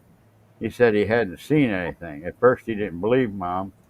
It wasn't until he saw that the curtain was hanging out the window that he believed her. He couldn't figure it out. He didn't have any problems with prowlers. At first they thought I had stuck my foot through the screen. I don't think that's what happened because I wasn't sleeping yet. It just couldn't have done that, you know? Mama, you got to change the sheets. Yeah. Because I'd have crapped all over that bed. Yeah, that would have been a little bit of mark there, a little skid mark, you know? Yeah. Dude, I'm going to be 51 years old tomorrow, and I still don't sleep with my damn foot hanging off the bed. Happy birthday, Doc. Happy birthday, Doc. Happy birthday, you old fart. Yeah. Appreciate you. Yeah, no, I still don't. If my foot goes off the edge of the bed, I pull that sucker back in because that's where the monsters get you, man. I'm just saying. I only do that if it's cold. That's a big negative on that Ghost Rider. That pattern is full. Yeah. Okay. How about you, DA? You got another one? Yep, got one more. Oh, There God we go. dang it. We're getting hit again. Ah, Jeez Louise. Damn it, Bobby, get off them damn porn sites. Boy, you're scaring Ladybird. yeah, I tell you, it's just something else. Gee, Man, tonight is the night. Jesus. they're not even good looking. No, I mean, I'm sorry. I mean, I don't like these sites. Meg's on it. Get them, Meg Meg. is dropping the band hammer on them. Yeah, get them, Meg. Stick Get 'em, 'em. Meg. All right, this is the last one I've got that I've got prepped for tonight. It's kind of a long one. This one comes from out in Robbie's neck of the woods. This one's from Cumberland County, North Carolina. We'll get ready. On the night I had my brief encounter, it was unusually slow. During slow parts of my night, I park outside the facility I work at and watch the wildlife. It's abundant with a mixture of fox, coyotes, raccoons, and every once in a while, I'll spy a red wolf breaking into wood line, trotting across an open field in search of small game. Our facility is located on a dead-end street which backs up to a major creek to the left. We have a smaller creek that breaks off of the larger one. Both creeks are fed by a large river about a mile away. I should also mention that large patches of woodland that lead to our facility and that the area does not have a lot of light until you turn into the parking area. About a week prior to my encounter, I would sit at the end of the road to complete my paperwork and wait for the next call to come. As I parked there, I'd get a sense of being watched. I'd look up, almost expecting someone to be standing in front of my truck. Let me say that darkness or the woods do not spook me or make me jumpy. I was raised in the swamp close to a river and rather enjoy the solitude. Not only did I have a sense of being watched and sharing my space with someone, I noted that there were no normal night sounds such as crickets and frogs. I also found it baffling that all the wildlife seemed to be gone from the area. This really bothered me. I couldn't figure it out. On the night I had my encounter, I decided to leave some wet dog food at the edge of the wood line, hoping to entice a family of raccoons out so I could at least see that they were okay. This family of raccoons I'd watched grow up from kits, and not seeing them had bothered me. Also, I didn't see a gray fox that would hang around that area. This fox would come within 4 or 5 feet from you, but would be guarded all the while. He would hang out with certain people and then retreat back into the woods. Anyway, I popped the top off of some smelly dog food, and as I was pulling the top off of it, I heard a deep growl come from out of the edge of the wood line. I'd never heard an animal growl with such force and so deeply. At first, I thought it could have been a jake brake from the interstate. That can be heard from our facility, but that's not what it was. I could feel it. I could feel and hear it from the wood line hitting my face, and felt the growl inside of my chest, pretty much like a vibration. I knew this wasn't a bear, the same as someone knows that their left hand from the right hand. You just know. And yes, we do have bear here, but I can tell you quite bluntly and very firmly, this was not a bear or any other wildlife that was normal to the area. I dropped my head down and refused to look up. I dumped the can of food on the ground with one hard thump, hoping whatever was in the wood line would rather have the can of food instead of me. I backed away with my head down until I reached my truck, and my instinct told me to drive away, so I did. About half an hour later, I returned due to my curiosity overruling my common sense. Being a natural skeptic, I was prepared to figure out the earlier event. I parked in the same place, and this time had walked to the back of my truck to smoke. While standing there, I observed a dark mass come across the road and disappear into an open field that's mostly overgrown with wild blackberry bushes and grass. I have a trained eye. I take in a lot of detail, and still I admit to suffering from short-term memory loss due to a TBI that ended my law enforcement career. What I saw at that moment, though, will be in my memory forever. I can only describe this creature as what I took at the time to be some kind of hybrid. Although it was on all fours, to me it did not appear natural. It moved with a very quick, fluid motion. Looking back, I was most surprised by the creature having the intelligence to attempt to appear natural. Something was off with its gait, though. It was kind of like the front legs were pulling its body forward, the back was hunched at the shoulders, and had a long back. The creature was black, which I can only describe as a dark mass with no reflection. I also noted it had a small animal in its mouth. The strange part was that I could see the definition of most of the small animal compared to the darkness of the creature that I now believe to be a dogman. The snout was long but fit its body. What struck me most were the ears. They were folded back like you might see on a Dutch or a German shepherd. I guess with my background working with dogs, the ears were clearly defined to me. I can't say what kind of tail it had or what color its eyes were. I just know it was there one minute and gone next. When daylight came, I looked for tracks, but listened to my gut and did not enter the field looking for it.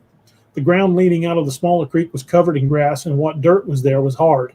I was left baffled, but more amazed than anything. I sat on my experience for several months. I didn't tell anyone about it. I then started searching the internet for what I'd seen. I guess in my mind, I wondered if it was some type of hybrid created by man and had escaped.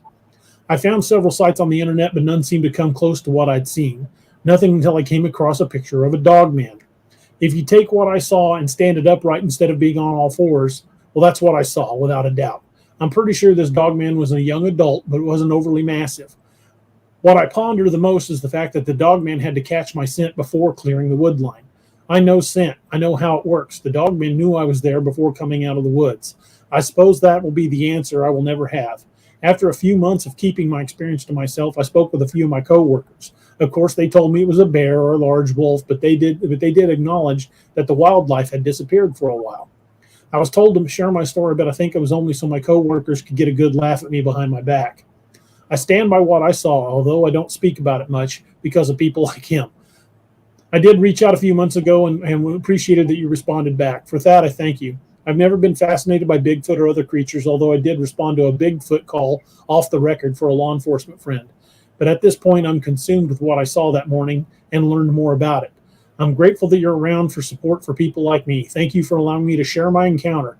As I write this, I am once again on night shift, parked at the same spot where I had my encounter. I'm pretty sure that Dogman has left the area. Wildlife is back, and the night sounds are all around. I will guess I will always wonder if it will come back again, but I can't say I'll ever walk in the woods at night again, looking for animal tracks by myself. Yeah. Man. Yeah, that's a good one right there, man. Yeah, that was. Shoot.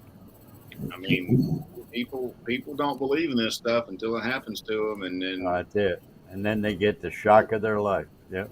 Yeah. You believe till you believe. Yeah. that's not, Yeah, that's the thing. You know, people that are skeptics become instant believers the second they see one. that's right. Exactly. 100%. 100%. Yep. That's a good story, and I'm glad these people are sharing our stories. You know, sharing Yeah. our stories with us, and I mean, and from the last couple of times we've done this, these shows have been wildly popular with people. And Very much so. because it gives us a chance to get some good discourse between us and the chat panel, and I think that's awesome because it just gets more out there because there's people from all over the United States that are seeing this stuff. Exactly. You know? So that just And from Norway, we had somebody from Norway last time. Yeah. dang. That's Wow. right. We sure did. I forgot about that one. I mean, You got 104. Pink Dolly says, for some reason, I don't need it to happen to me to believe. I'll take your word for it. amen to that. Amen to that. You know, Plamo Dad 72 says, point of separation. Always take a ranger, buddy. Yeah. absolutely, brother. Absolutely. If you can't carry a med kit, carry a pocket dog. That's There you right. go. I'm little. Keep one in the baby Bjorn on the front. You can just pull the cord and deploy him. Hey, we'll play Tactical Master Blaster, man. That's all I got to say. Yeah. That is, man, Well, what a show. that is not all. Oh, we got a super chat from Ronald. Hey, thank you, sir. Much appreciated. Yeah, we that's definitely not all of the accounts that have been turned into the NADP, but I kind of cherry picked some of them. I am going to compile another list, and we will be doing this again sometime in the not so distant future. Just a reminder, folks, there will not be a show this coming Saturday or a week from Saturday, because this coming Saturday I'll be in St. Louis. I'll actually be at Six Flags with my oldest son, and a week from Saturday I will be at the event in Tennessee. Let me throw that up there, right here. They still have Six Flags. I didn't even know they still existed. Yep, there's one in St. Louis, Six Flags Mid America. We used to go to one in Jersey. I lived in One in New York. Texas, one in Nice. Georgia. Yeah, there's a bunch of them. Yeah, But if you guys are going to be in Paris, Tennessee, a week from Saturday, I'll be there doing a presentation. Have a bunch of books there to sign, and hopefully run into all of you there. Go to the Eventbrite page and put in First Annual Dogman Cryptid Conference and eventbrite.com, and you can still get tickets. Tickets are still available. Yeah, me and John aren't going to make it to the one in where you're going. I can't remember. In Tennessee. Yeah, well, you know why. So Yeah. the house and everything that's going on right now. So it's inevitable it's going to be done, but money's Yeah. tight for us right now. So I'm sorry, brother. you know, What money? Wait a minute. What Yeah. money? exactly. There you go. Nice.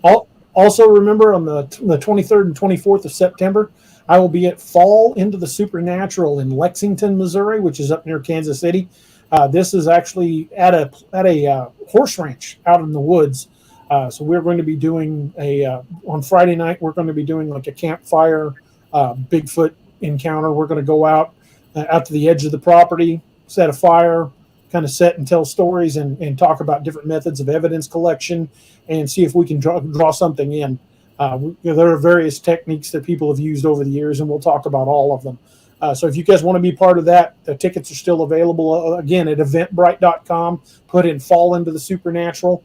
I'll also be there with books and putting on a presentation about cryptids and hanging out and hopefully being able to sit down with a bunch of y'all and tell stories and just have a good time. Did you get those? Did you figure out the wild hunt patches yet, or no? We're going to have those at the tables at the conventions. We may make those a convention only kind of thing, but I've got to get one mailed out to you, Anthony, and No, Robbie, and Doc. and John.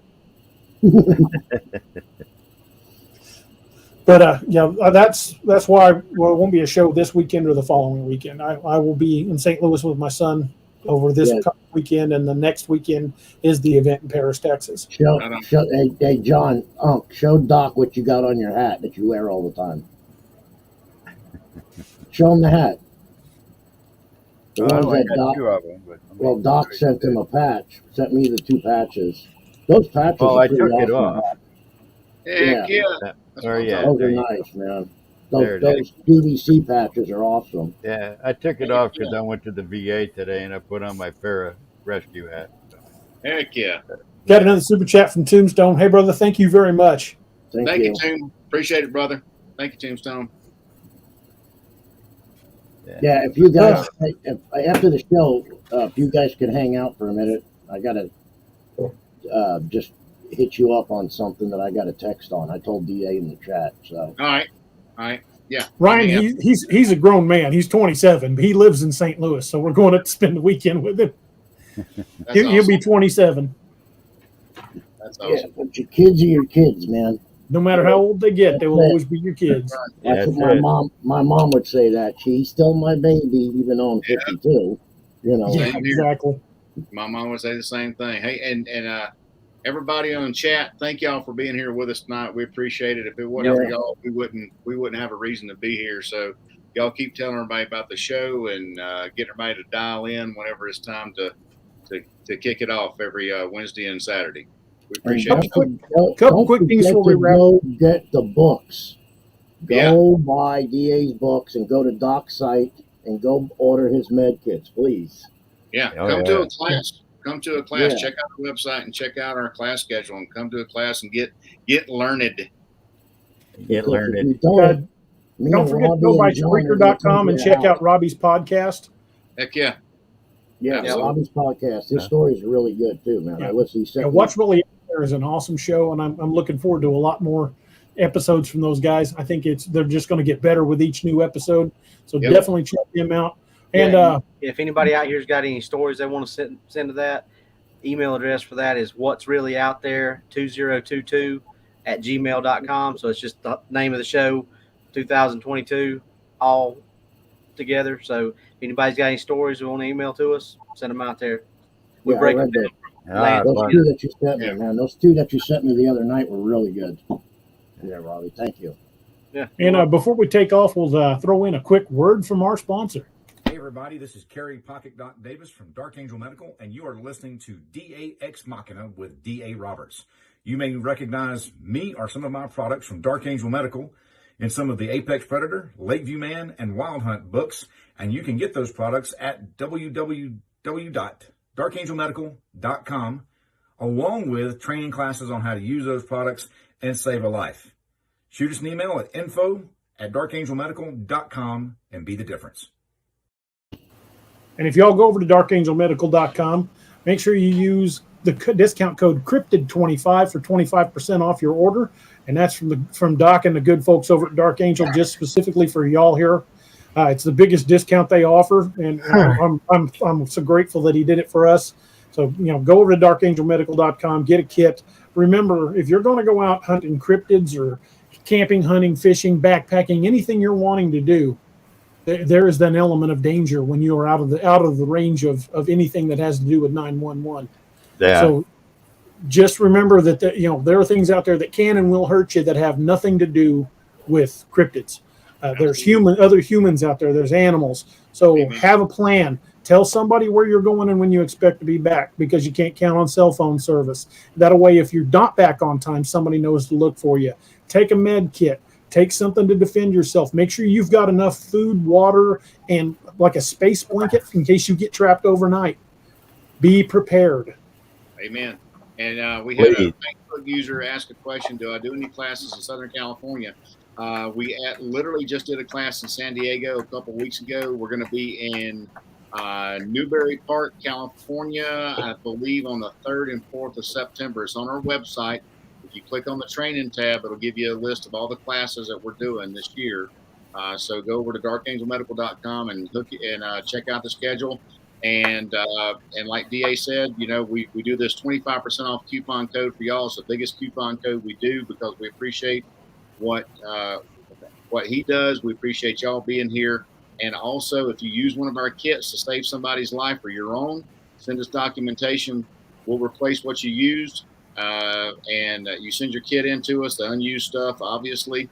And because that would just be gross. Yeah, that'd be gross, man. It'd be nasty. And then we'll repack it, reseal it, send it to you, and that won't cost you a dime. That's called our Kit for Life Guarantee. And we believe in what we do. And like DA said, make sure you have a plan, because hope is a very poor strategy. That is a fact. But again, folks, thank you guys for being here so much. Hopefully you guys will go check out my books over at daroberts.net. They're all available through Amazon if you want to check them out there.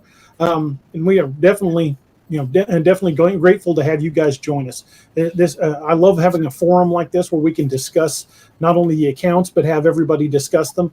There are a lot of channels that do, they'll record a sighting and just post it out there as a video to watch. But doing this live gives us the ability to interact with you guys and discuss them as you have able to do live. I mean, we can discuss it in real time I'm stumbling, I'm sorry. But we can read the account and discuss it in real time instead of just making a comment and wondering if somebody will answer you. So thank you guys so much for joining us. I think this is a great format for people to kind of talk about things that it's a judgment-free zone where we can talk about whatever has happened to you, and we just accept the stories. I appreciate you guys. Appreciate each and every one of you guys being here. I've said many times, we don't have fans, we have friends, and I'm grateful for each and every one of you. Hit that like and subscribe button. Share these videos with your friends, and we appreciate each and every one of you folks. And remember, again, no show Saturday night. I know I'm still going to get a dozen texts. Where's the show tonight? Where's the show tonight? But there's no show tonight.